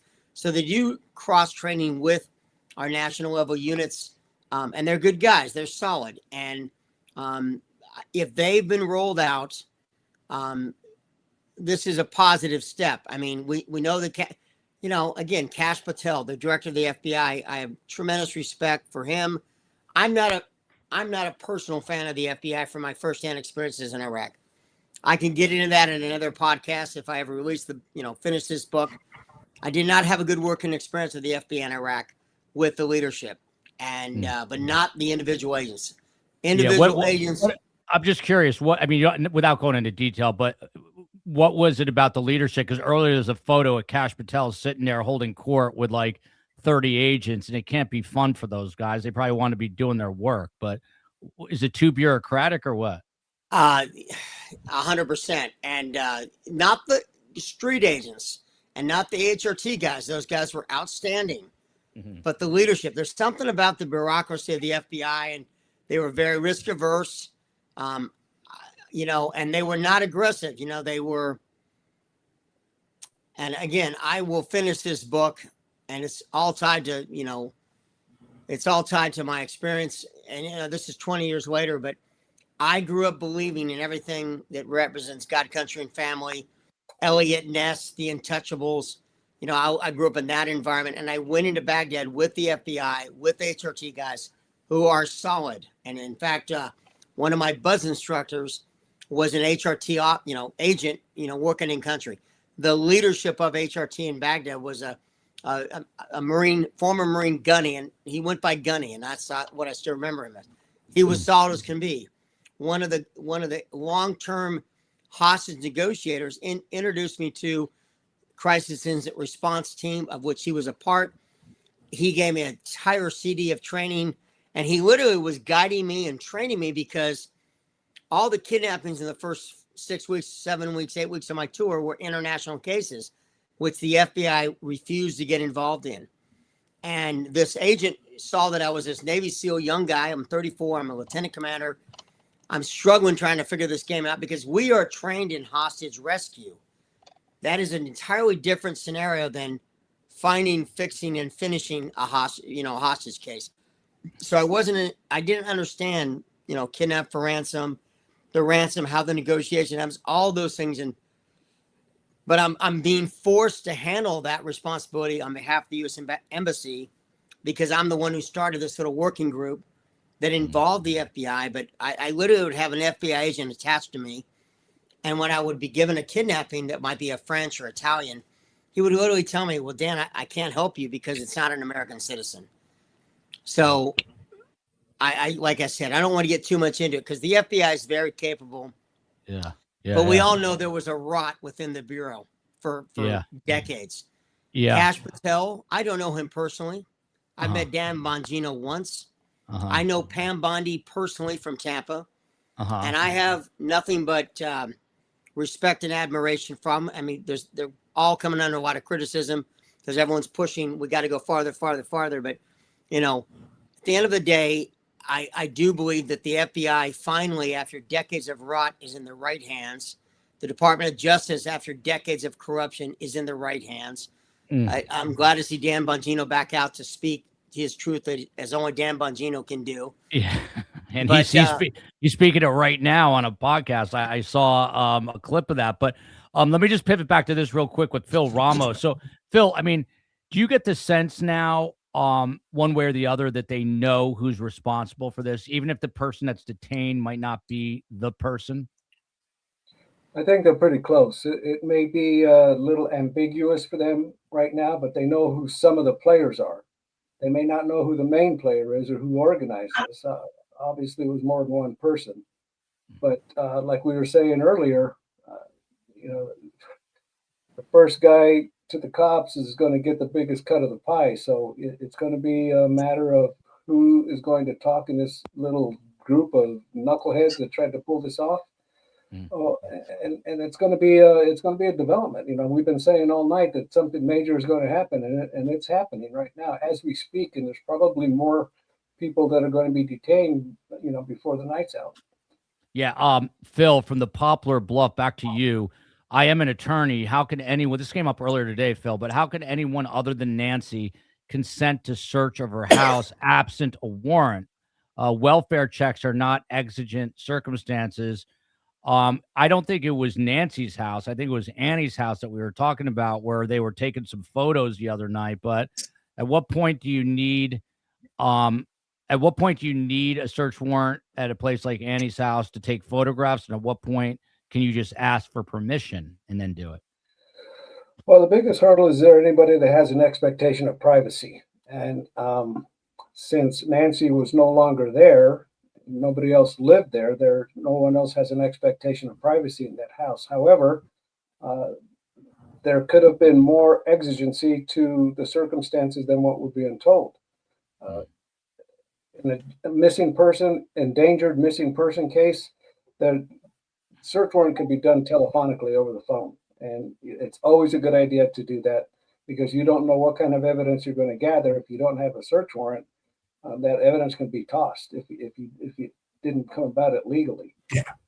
As far as a sister's house, and yeah, you absolutely need search warrants to go in there. Even a consent to search, you're taking a risk because they can withdraw that consent anytime they want. You could be in the middle of a search and you have them fill out a form, a consent to search card describing who they are, it's their property, the address, and you give them permission, the cops, to do a search. You're doing that search and you find something incriminating that they weren't expecting you to find, they can say, okay, that's it, get out. So it's always to back up a consensual search with a search warrant. I'm just scouring social media. Jay Fulton, getting a little bit more information about this person who's been detained. So apparently he was stopped in South Tucson, and the way it's being reported, it almost sounds like this person was driving. I don't know that for sure, but they were stopped in South Tucson. I don't need to tell you, but if you keep going, I'll check out the text in a minute, COE. But if you keep going south enough, you're going to end up at the border. So it just makes me wonder if whoever's detained was heading in that direction. And after speaking to this person or continuing to speak with this person, they're now apparently preparing to search a location believed to be connected to them. It's all unfolding in real time, but what is that? If this person was stopped in a traffic stop, what does that tell you? Tells me they knew who the person was, like in all likelihood, and or the vehicle. One of the things that we haven't heard about is what they had on. No one thinks they walked her away from this crime scene. She was obviously in a vehicle. We talked about earlier, they were getting cams from nearby businesses for a certain time frame, as I recall. Maybe that was along the route. Maybe there was a vehicle that passed past that business at a certain time. Maybe they have license plate readers, flock cameras that have pointed toward a specific vehicle, which they would then match to a specific person or persons. At that point, you execute your traffic stop when you find the car you're looking for, and then you go from there. I don't think none of these scenes were ever officially searched without those officers and agents obtaining warrants. None of this would have been done without warrants. Kidnappings, homicides, robberies, you don't conduct searches without obtaining a warrant because you can't lose evidence. So I don't know what attorney would think we wouldn't have used search warrants, or they wouldn't have used search warrants, but that's not true. Yeah. Go ahead, COE. I just want to let you know I'm continuing to monitor the wires here, but if anyone in chat sees or hears anything before I do, please remember to flag us. Thank you so much. I also just wanted to check in with you, Joel, and with the guests. I know everyone's been going nonstop for almost 3.5 hours, and we had a show before as well. So if you need to take a break, please feel free to do that as well. Thank you. I think I'm all right for a little bit while longer. I may be missing something here from Allison Hargroves, but I haven't heard that any law enforcement searches didn't have a search warrant. The other thing is, listen, at Surviving the Survivor, we stay away from politics as a general rule. I see everyone arguing. That's why we stay away from it. This is about true crime. So just if you can respect that, I'd appreciate it. And let's try to avoid the political angle, because we're trying to find, or law enforcement, not me, is trying to find an 84-year-old woman right now. And Nancy, whoever they're questioning here, Nancy Guthrie was not there, but I don't know what I just did there. I hit a weird button. There we go. But Phil Ramos, let me just go back to you about this. It's being reported that it's not a member of the Guthrie family. So that obviously is a great thing, I think, but it also opens it up to just basically the entire world, right? It could be anybody out there with any sort of either relation or no relationship. So how do you start narrowing that down if you are an investigator and narrowing the scope to get where you need to go?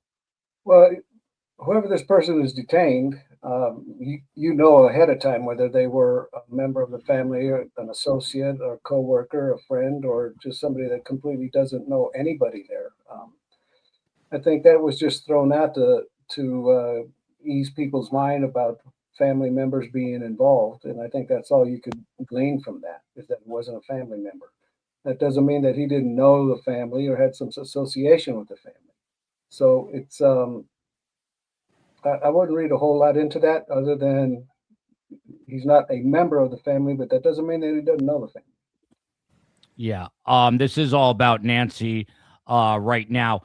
Dan, take us into this from like a tactical standpoint.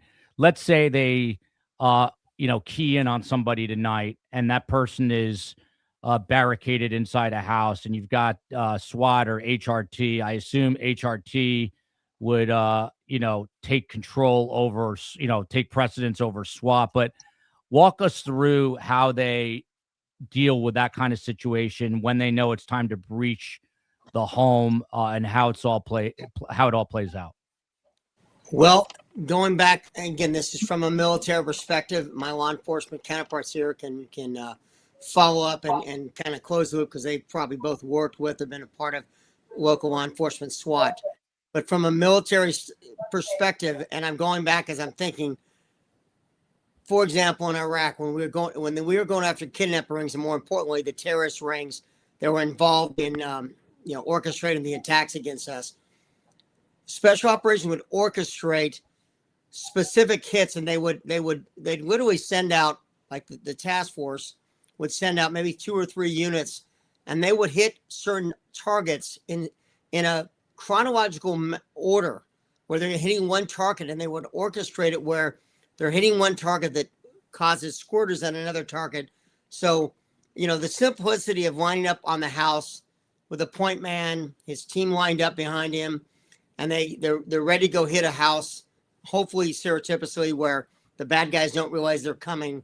But again, with this news release today, anyone and everyone involved in this kidnapping or this abduction of Nancy Guthrie is going to be on edge. The ideal thing is you roll up on the target quietly and you stack on the door, and they get the squeeze. It comes all the way up the chain where the officers are lined up, be it law enforcement, HRT, and that when they go hit the target, they're going to be able to breach it with a breacher. And maybe a mechanical breach with a medical, like a battering ram, a hooligan tool, or they may breach it, with demo, or they may be able to get in without having to do it. But the team's going to go in and go after this target.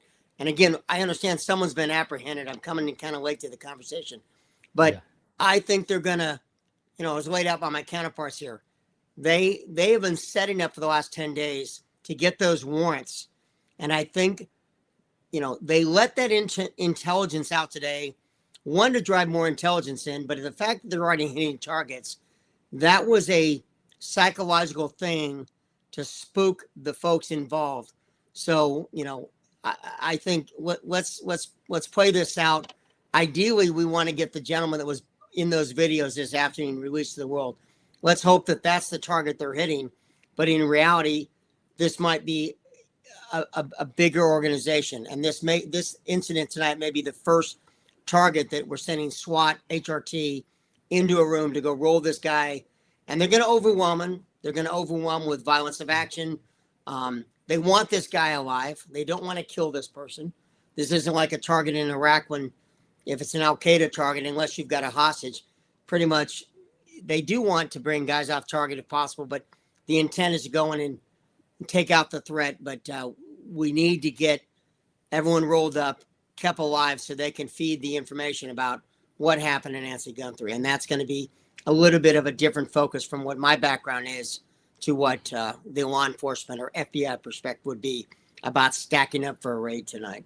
Well, thanks, Dan O'Shea. Greg Rogers has entered the conversation. If Greg looks like he posed as a hitman undercover for the FBI, that's exactly what he did. If I'm reading your bio correct, Greg Rogers retiring after 30 years with the FBI, now a professor of criminal justice at Utah Valley University. Honored to have you on the show, sir, and thank you for your service. You're on the panel with Phil Ramos, retired homicide out of Vegas, Jay Fulton, retired homicide out of Columbus, Ohio, Dan O'Shea, Navy SEAL. There's some definite manly men here. Greg Rogers, I know you're just jumping in, and thank you. Our first time meeting. No, my pleasure. Yeah, so much going on tonight. I mean, first they released the video surveillance, then they're canvassing outside Annie Guthrie's home.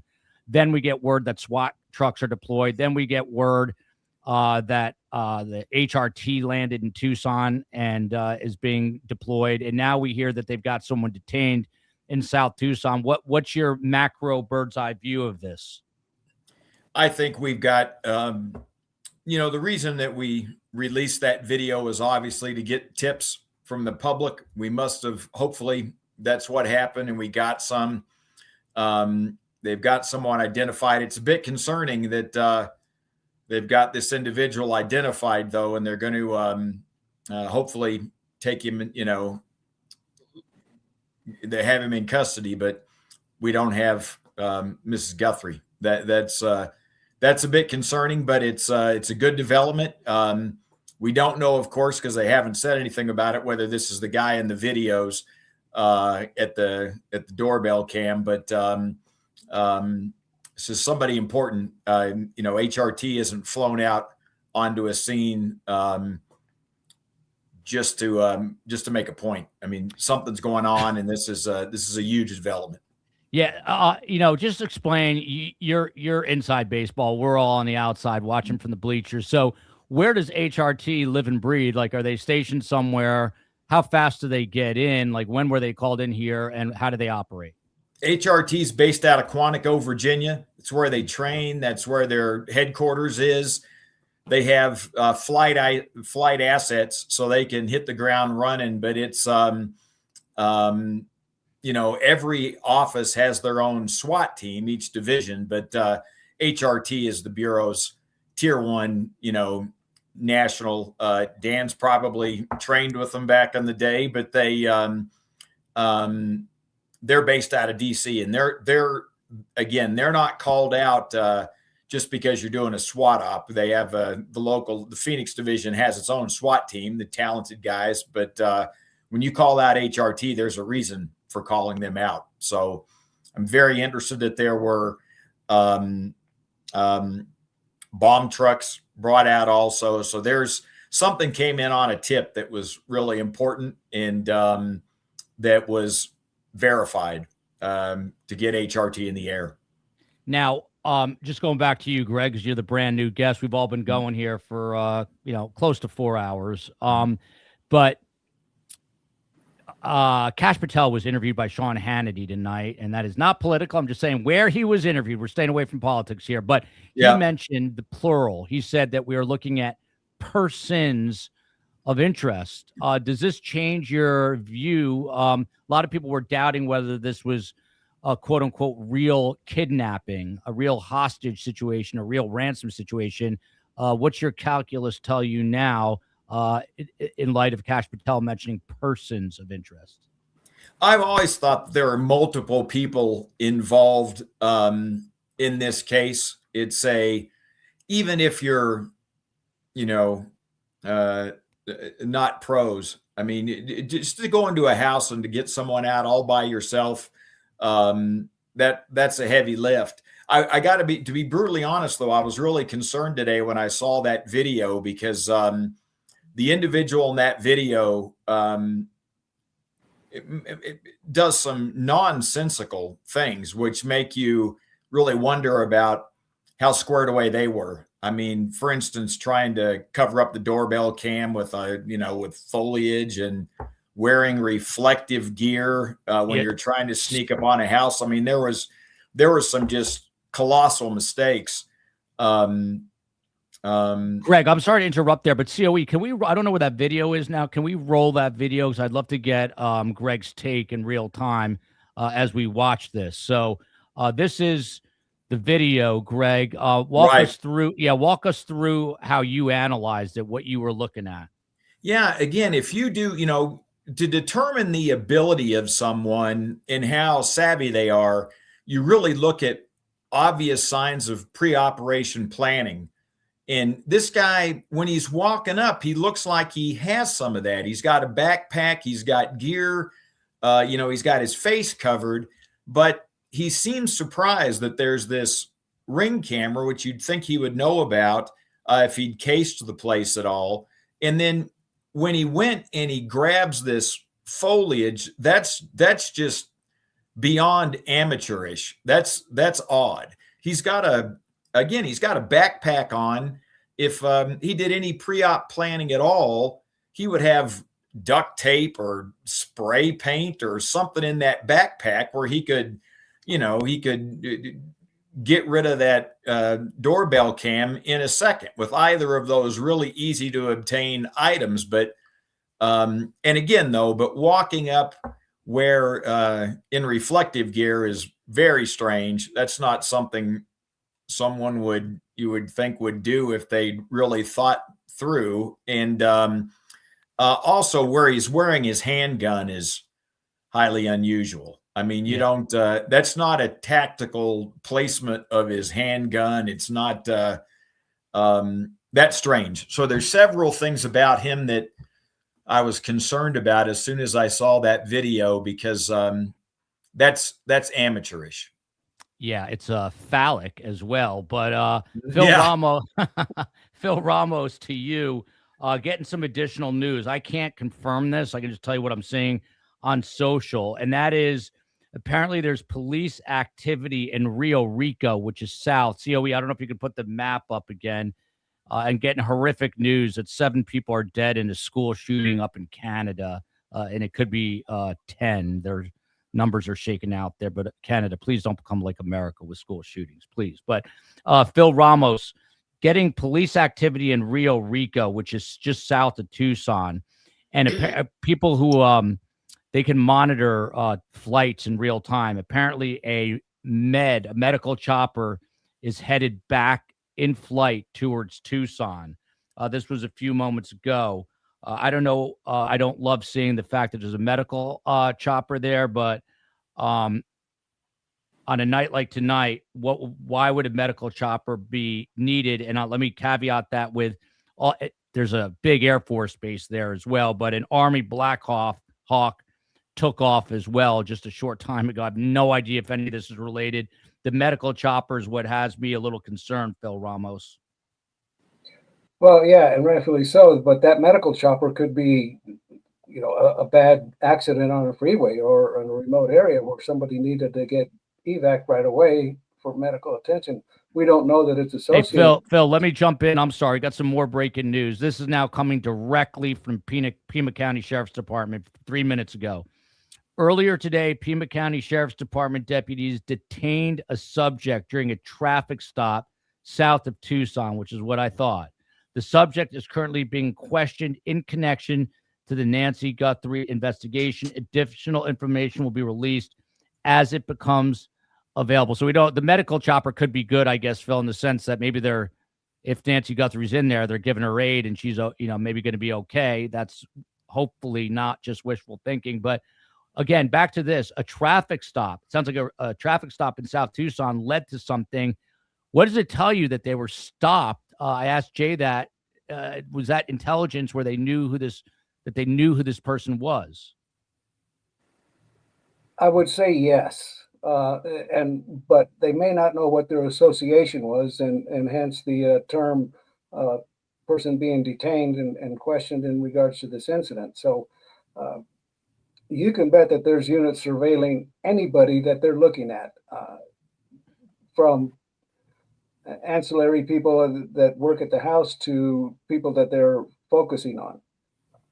There's going to be a lot of surveillance done with anybody that has to do with this. So, like I said, that we don't know that medevac helicopter is associated with the traffic stop. I would think that if it was, a mention would have been made about that, because let's play it out. Could it have been an officer-involved shooting? That's a possibility, but if that was the case, they certainly would have mentioned that, because it's going to draw a lot of attention. So it's I don't know that it's related. Yeah. And I mean, the other obvious thing I mentioned already, South Tucson, you keep going south enough, 60 miles, and you're in Mexico. But let me work the way down the ladder here, back to Jay.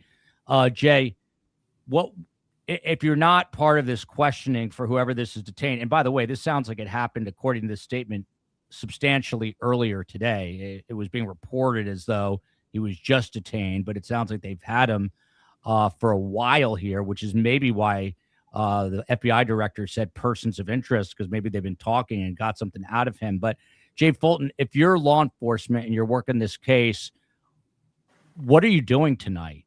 You've got one person being interviewed, but what are you doing as another investigator? Well, I'm following up on this actionable information that's being obtained from the detained individual. He or she is clearly providing some information that's allowing people to follow up in different directions. I mean, they're scattering these tactical resources throughout the greater Tucson area, it sounds like. And so there's plenty of follow-up to do. And like I said, we could surmise how they might have come upon the vehicle. Like I said, we talked earlier, and I think it was important that they were seeking camera information from nearby businesses. And obviously a vehicle moving through the area at an odd hour back on the 31st of January might have put that vehicle on the radar of law enforcement, and gave an idea of what kind of vehicle you might be looking to stop. A little further information puts you on the owner of that vehicle, and if that in fact is the person, they're providing information, and all the other detectives, agents, those people that are assisting in the investigation are being tasked by somebody to follow up on this actionable information. Big thanks to both Jay and Phil. Been with us for a better part of close to 4 hours. So guys, if at any point you feel like, checking out, don't feel bad, and just let me know, because I've more than wore my welcome out with you guys, but I'd love for you to stay just a little bit longer. NBC reported that there are similarities between a car previously reported on and the detainee, whatever that means, possible connection. Dan O'Shea, could they have used some sort of license plate reader to flag whoever this person is? Maybe they knew something about the vehicle and then pull him over to question whoever this person is, Dan. Oh, I think you're muted. Let me see if I can yeah, go ahead. Dan, you're gonna have to unmute yourself there. I'm sorry. There we go. Hold on, I gotta get my reader.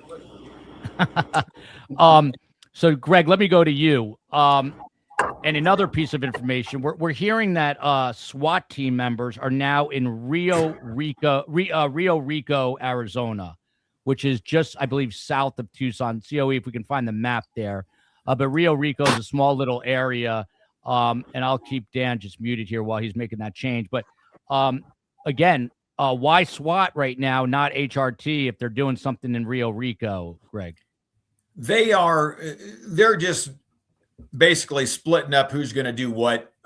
All the division SWAT teams trained with HRT, so we're very familiar with each other's tactics and how that works. I was on SWAT in Salt Lake City for years and trained with HRT a bunch when they would come out for different events. So everybody sort of gets different assignments about who's going to do what. So the main hits are going to be HRT, but if there are collateral,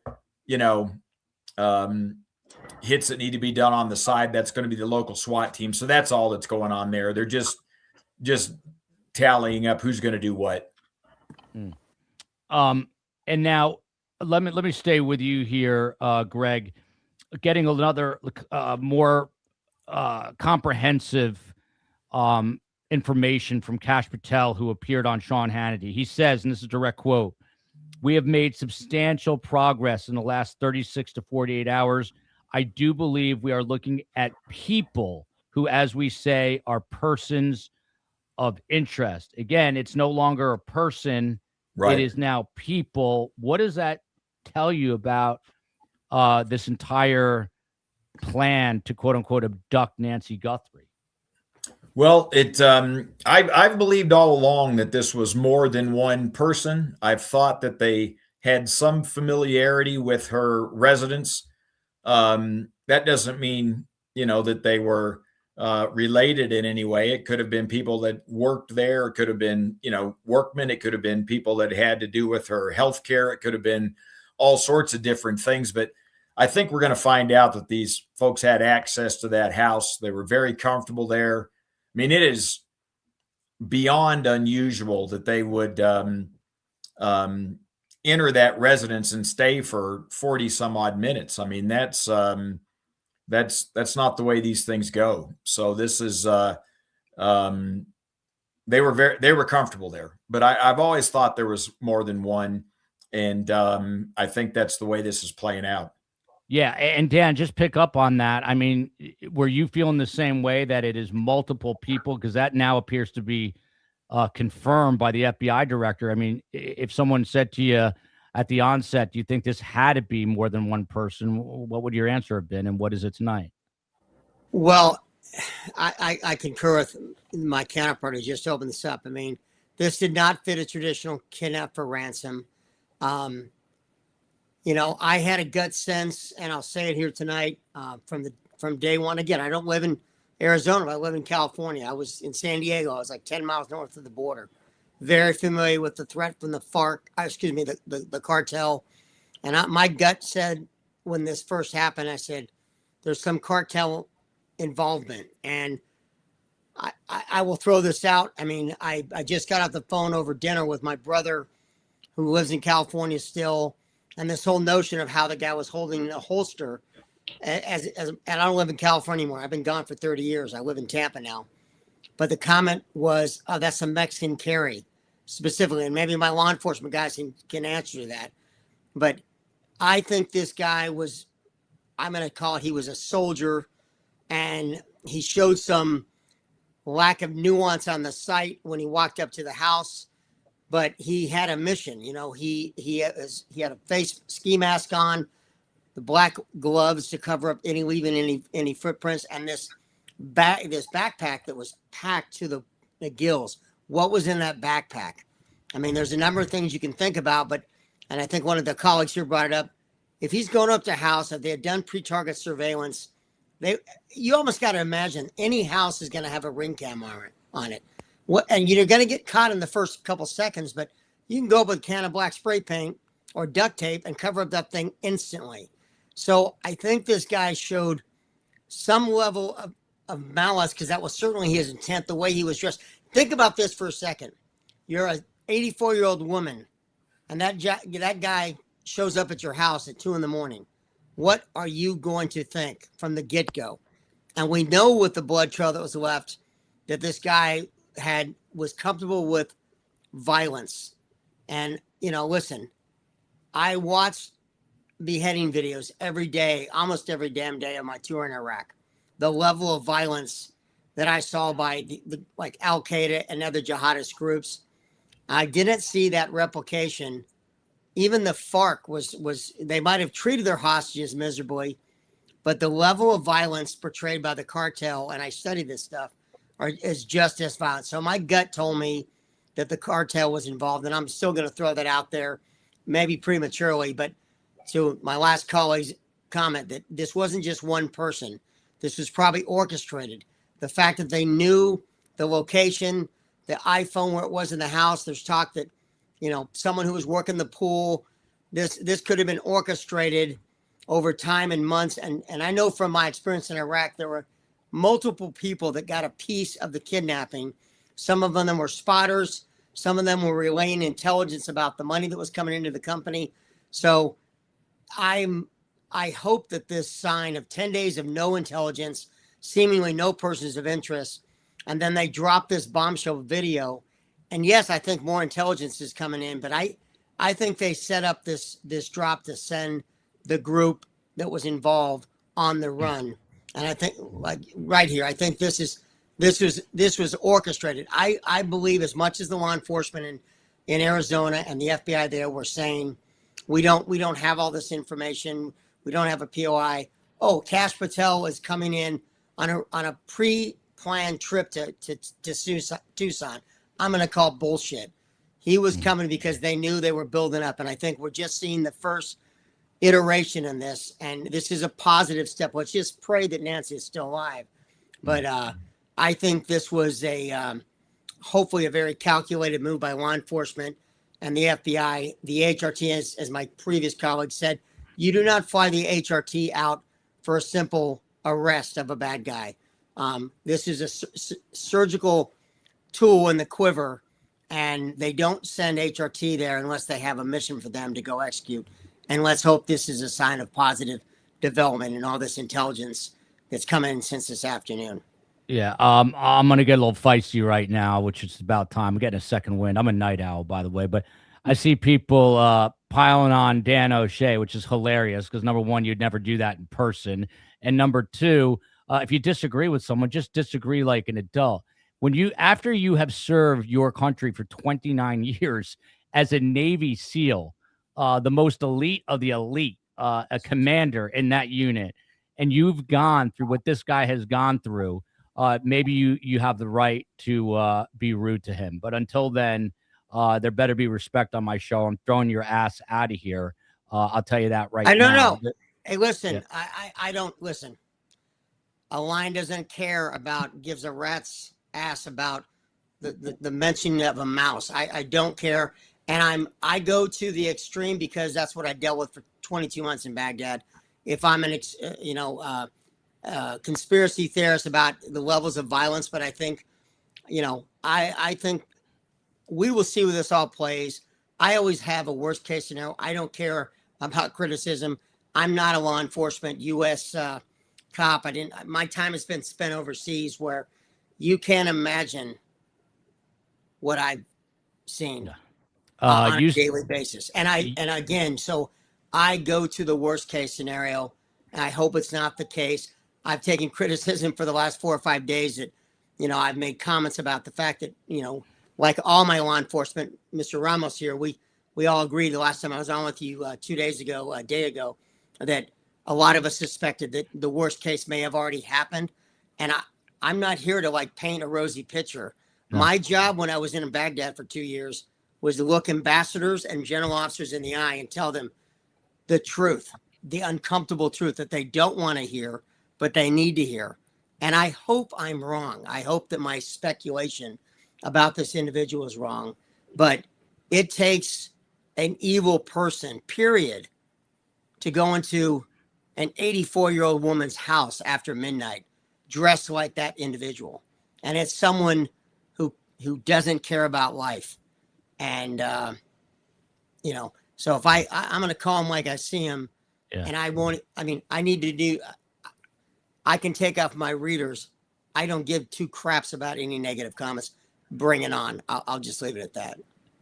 Dan is as alpha male as you get. He is a lion. My son, by the way, his name is Judah, and I named him Judah. Judah, Lion of Judah, the warrior in the state of Israel. But Dan O'Shea served his country. The guy is an American hero, whether you agree with him or not. That is an undeniable fact. While you guys were all sitting here when 9/11 happened, the guy was fighting for our country and our freedom. That is what makes America great. I will get off my soapbox now, just irritating me. You can disagree, but don't be rude to a guy that has done what this guy has done, because there's 99.9999997% of us who wouldn't last 3 seconds, let alone in training, but in the real world. And this guy, man, is an absolute American hero. I'll get off my soapbox. Greg Rogers, most people don't believe this could be cartel related in any way. Dan thinks it could be. What's your gut instinct telling you with your experience? I agree with a lot of what Dan was saying about the individual that walked up to the door. That certainly, at the very least, street gang related, the way you'd wear your weapon. That's ridiculous. I mean, when you see that picture there, that you could see you couldn't even sit down in a car. I mean, you could. I mean, that's couldn't be less tactically sound and obviously dangerous for yourself. So it's that's nonsense. But they are close to the border, so I certainly wouldn't rule out cartels. The new generation cartels, very active there, and they're incredibly violent. They've raised the level of cartel violence to a whole new level, and it's sort of their trademark. But I'll be interested to see. I am pretty convinced that whoever these individuals are, these co-conspirators, that they knew this house well. So I'll be very interested to see how that is. Again, could be anything: workmen, healthcare providers. It could have been something as simple as she had some work done on the house, something done with the, the HVAC system, who knows, but somebody was in that house and was real familiar with it. And that's going to be the real, and I think we probably know that now. I mean, obviously whoever they have in custody is talking. If that guy would have, asked for an attorney already, that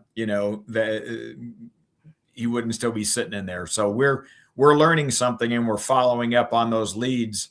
As my colleague said, we're following up on those leads as those things come out. And that's why they're down in south of Tucson. That's why a lot of things are going to be jumping tonight because of what we're learning in that interview. Yeah.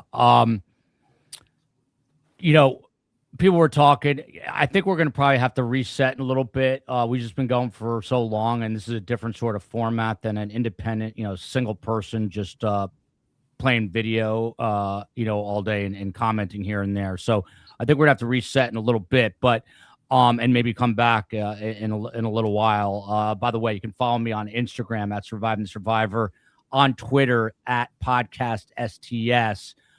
Earlier. Hey, Joel, I just want to hop in here to let you know. There are reports that a chopper picked someone up and they're headed to a local hospital. Mm-hmm. They picked this person near where they were. The medevac. I mentioned that. Yeah. Yeah, exactly. We haven't confirmed who's there, but I am monitoring. I didn't know if you knew or not. Yeah. Thank you. We were talking a little bit earlier, Phil Ramos, I think it was Dan or Greg who mentioned that there could be a ton of different things in that backpack. If you had a guess with your experience in homicide with a bad guy packing a backpack, what's in there, do you think? Tools of the trade, whatever this guy was into, if it was a burglary or a home invasion, different types of things. But right there in that angle, it looks like there's something firm and square right in the middle of it. And any thoughts on what that might be? Maybe a laptop. Okay. Something like that. But I don't know that it was essential to what he was planning on doing there. And this guy's just kind of an enigma right now. He doesn't show signs of any sophistication. He certainly doesn't seem to know what he's doing there. And in my experience, the cartel doesn't carry out things like this one person at a time. They usually got their homies with them, and they'll take 3 or 4 or 5 people.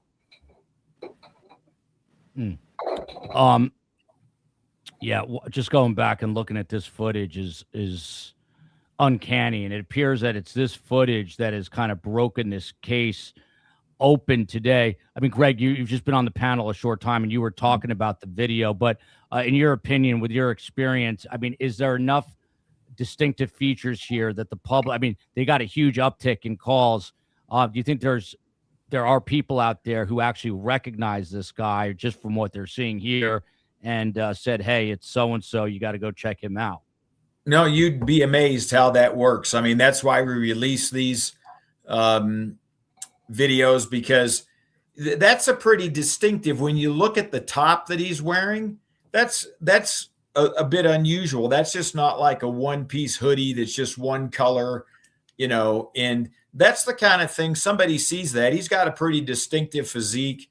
That's the kind of thing somebody sees and they say, I know that guy. And it could also be something as simple as you'd be amazed how sometimes, you'll take luck, but it can be as simple as this guy might have been at a range or something with that pistol and had it sitting like that in the front. And somebody might have called and said, I don't know the guy from Adam, but I was at such and such range the other day, and there was a guy in there carrying a gun like that. And we all thought that was weird, and so they go and they check and, it's look at video at the, so it can be something that simple that you would never see coming. And that's why they release these videos, because you never know what you're going to get. It's, like in the, we mentioned just quickly, the Charlie Kirk case, we put those videos out immediately and his family called. So it's, you never know what's going to happen. Yeah. I mean, not on a lighter note, but on a different note, Greg, just share a little bit. I mean, you were acting as a hitman for the FBI. Tell us, how did you get involved in that? And, I don't like to say his name, but the Charlie Adelson and Don Adelson case, I know the FBI undercover for that. And I had the pleasure of interviewing Scott Payne, but did you go to undercover school? How did you get into that? I had just the great fortune of getting certified as an undercover, went through undercover school with about 20 years left in my career. And then the last 12 years, I was really just a full-time undercover. That's what I did. So when I was in the States, I rode with biker gangs, joined militia groups, got hired to kill people. And then I went overseas a lot, all over Southeast Asia, working child sex tourism matters. And we worked American citizens that were going to Thailand, Cambodia, Vietnam, Philippines to have sex with children. So it was really rewarding. I'd have never left the Bureau, but they make us retire at 57. So I had to go, but it was, so I stayed till the day I was what we call mandatory. Cause it was, my wife, who is a defense attorney, used to joke with me all the time and say, "What are you going to do when you retire and you can't commit felonies every day?"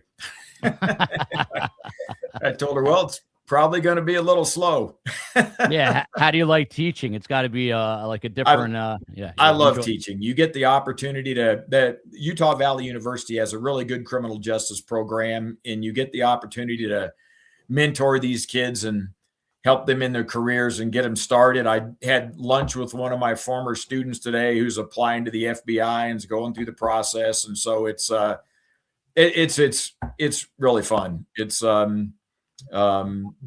really enjoyable helping because you look at your students and you remember when that was you and you wanted to get on with it. And so anything you can do to help them is it's really rewarding. I enjoy it. Yeah.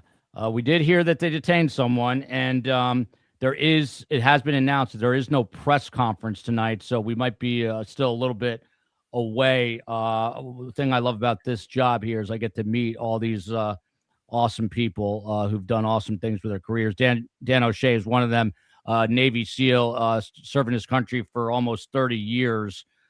Dan, final thoughts here tonight. We're going to regroup, and if there's breaking, we'll come back at some point, but at least we're going to wrap it at this point. We're getting now the person who tracks, air activity over Tucson has the U.S. Air Force circling Tucson. That is not that unusual because the Davis-Monthan Air Force Base is there. Dan O'Shea, would there be any reason from a tactical standpoint related to this story? And you remember the president said, all the federal sources would be available. Would they ever use Air Force planes for any reason in this case? And your final thoughts here tonight? Well, legally, I don't think they can because of posse comitatus, and I got guys on the column here who can answer that better than I. There certainly would be capability, from SIGINT collection and whatnot, because what I hope to see, and we'll wake up tomorrow morning, that this 10 days of the law enforcement locally saying, we don't have a person of interest, and then they were being driven by that 5 p.m. deadline. And now we're seeing a lot of movement. Let's hope that's positive direction, that these targets keep getting rolled up, because what I'm seeing replicates how JSOC, Joint Special Operations Command, excuse me. I'm an adjunct professor at JSOC, sorry. But the JSOC used to orchestrate rounding up these bad guys, and they would do it almost like ballet. And it was amazing. And let's hope that that's what we're seeing roll out here tonight, that the group responsible, the individual responsible for this horrible incident are going to be facing justice soon. Let's just pray that we're seeing this positive step happen right now. Awesome. Thank you, Dan.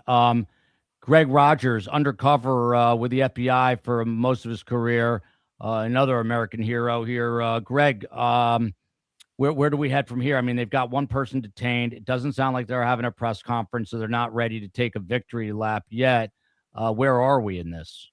I think the reason they're not having a press conference is they're getting a bunch of leads out of this interview, and they're going to be following them all night. This case is rapidly developing, and there's just too much work to get done to have a press conference. I'm sure that's the way they're looking at it, because that really makes me think they're getting some really good information from this individual, who also makes me think he may not be the main person, and he's, as is often the case, maybe helping as much as he can to try to help himself out. Yeah. Thank you, Greg. I hope you'll come back. I know you came on late tonight. Love to have you back. Always a pleasure. It was sure nice meeting you folks. Yeah, love that. Jay, yeah. Dan, you want to jump in? No, I'm just giving him a thumbs up. Pleasure to okay. meet. I'm honored to hang out with all these guys. I feel the same way. This is my second show, so I was the FMG last night. Now you're the FMG. That's Makes right. me feel good. I'm like the old veteran here. Yeah, That's exactly. Jay Fulton, it seems like we're circling the wagon here. We're getting close. What do you expect in the overnight hours into tomorrow? Well, I think one thing we might have not talked about, and I'll bring up, is that when they took this person into custody or detained, he would have had electronics. He would have had a phone, at least a phone. I mean, everybody does. We talked about that in past shows. So there's going to be analysis of that. They're going to know where this guy was and who he was around. They'll be able to track him from cell tower to cell tower for as long as he had his phone.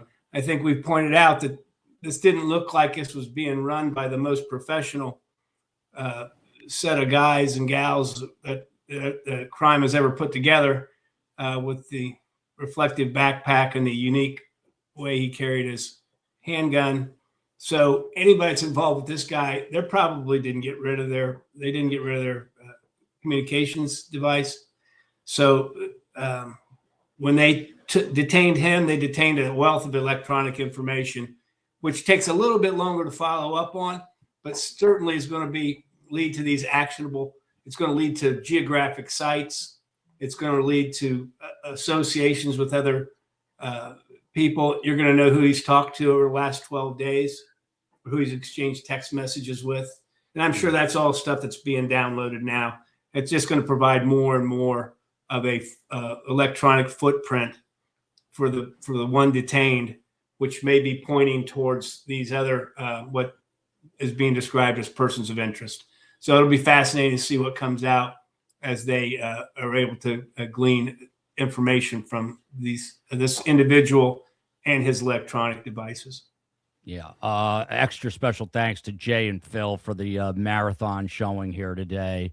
I'm almost afraid to ask him, but we might need him back tomorrow. But Phil Ramos, you get the last word. He's a retired homicide detective with the Las Vegas PD, 3-time Officer of the Year, was present for Tupac Shakur's autopsy, went undercover with the Cuban mob, carrying $1 million in cash through a casino, which is something that probably Greg Rogers could say he did too. But I don't know about many other people. You ever carry $1 million through a casino, Greg?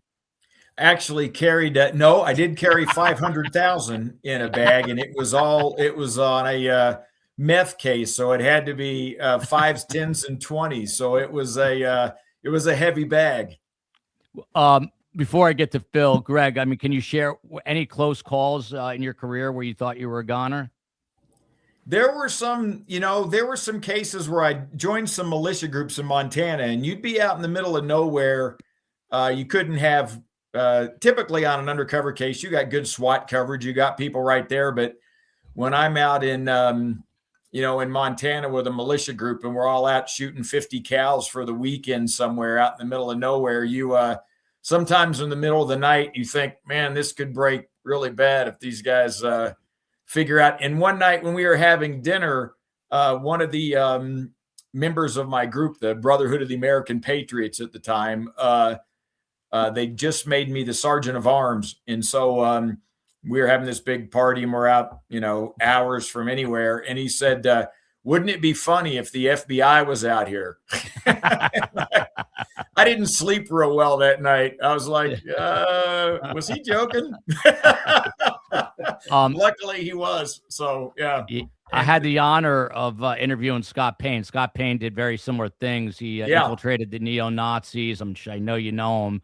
Yeah. He's got a best-selling book out there called Codename Pale Horse. And if you want to check it out, it's under the video tab. But Greg, anyone who does not respect these guys, you could disagree, but if you don't respect them, there's something wrong with you. But Phil Ramos, so look, you carried $1 million. Greg carried 500,000. You win. You carried more money, Phil Ramos. But your final thoughts here, Phil. Are we going to get an arrest tomorrow, like a legitimate arrest? What do you think?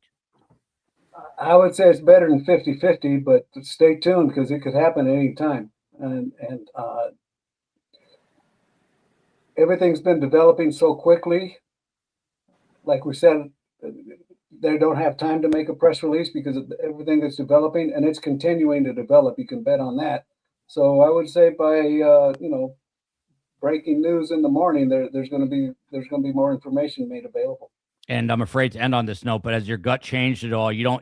Last time we talked, you didn't think Nancy was still with us. Any change in that? No. Wow. All right. Well, probably shouldn't have ended on that note, but we did. You got to hope springs eternal. Hopefully she is okay. Shout out to Phil Ramos for being with STS for 5 hours today. Jay Fulton was here for a big part of it. We did a show earlier that was great. Love being saluted by Dan O'Shea. I would never dare. That was for Mr. Ramos, brother. Yeah, I know. And if Jay was on for 5 hours, I'm saluting all you cats. I love it. We will be back either later tonight or tomorrow, pending breaking news. I wish I could thank the panel more, but I can't other than saying it. Love you, America. Love you, Utah. Love you, Florida. Love you, Columbus, Ohio, OHIO, the Ohio State University, Las Vegas, and, of course, Tucson, Arizona. Let's bring Nancy Guthrie back one way or the other. Guys, stick around 1 second so I can thank you. And thanks for being a part of this marathon stream. Love you all.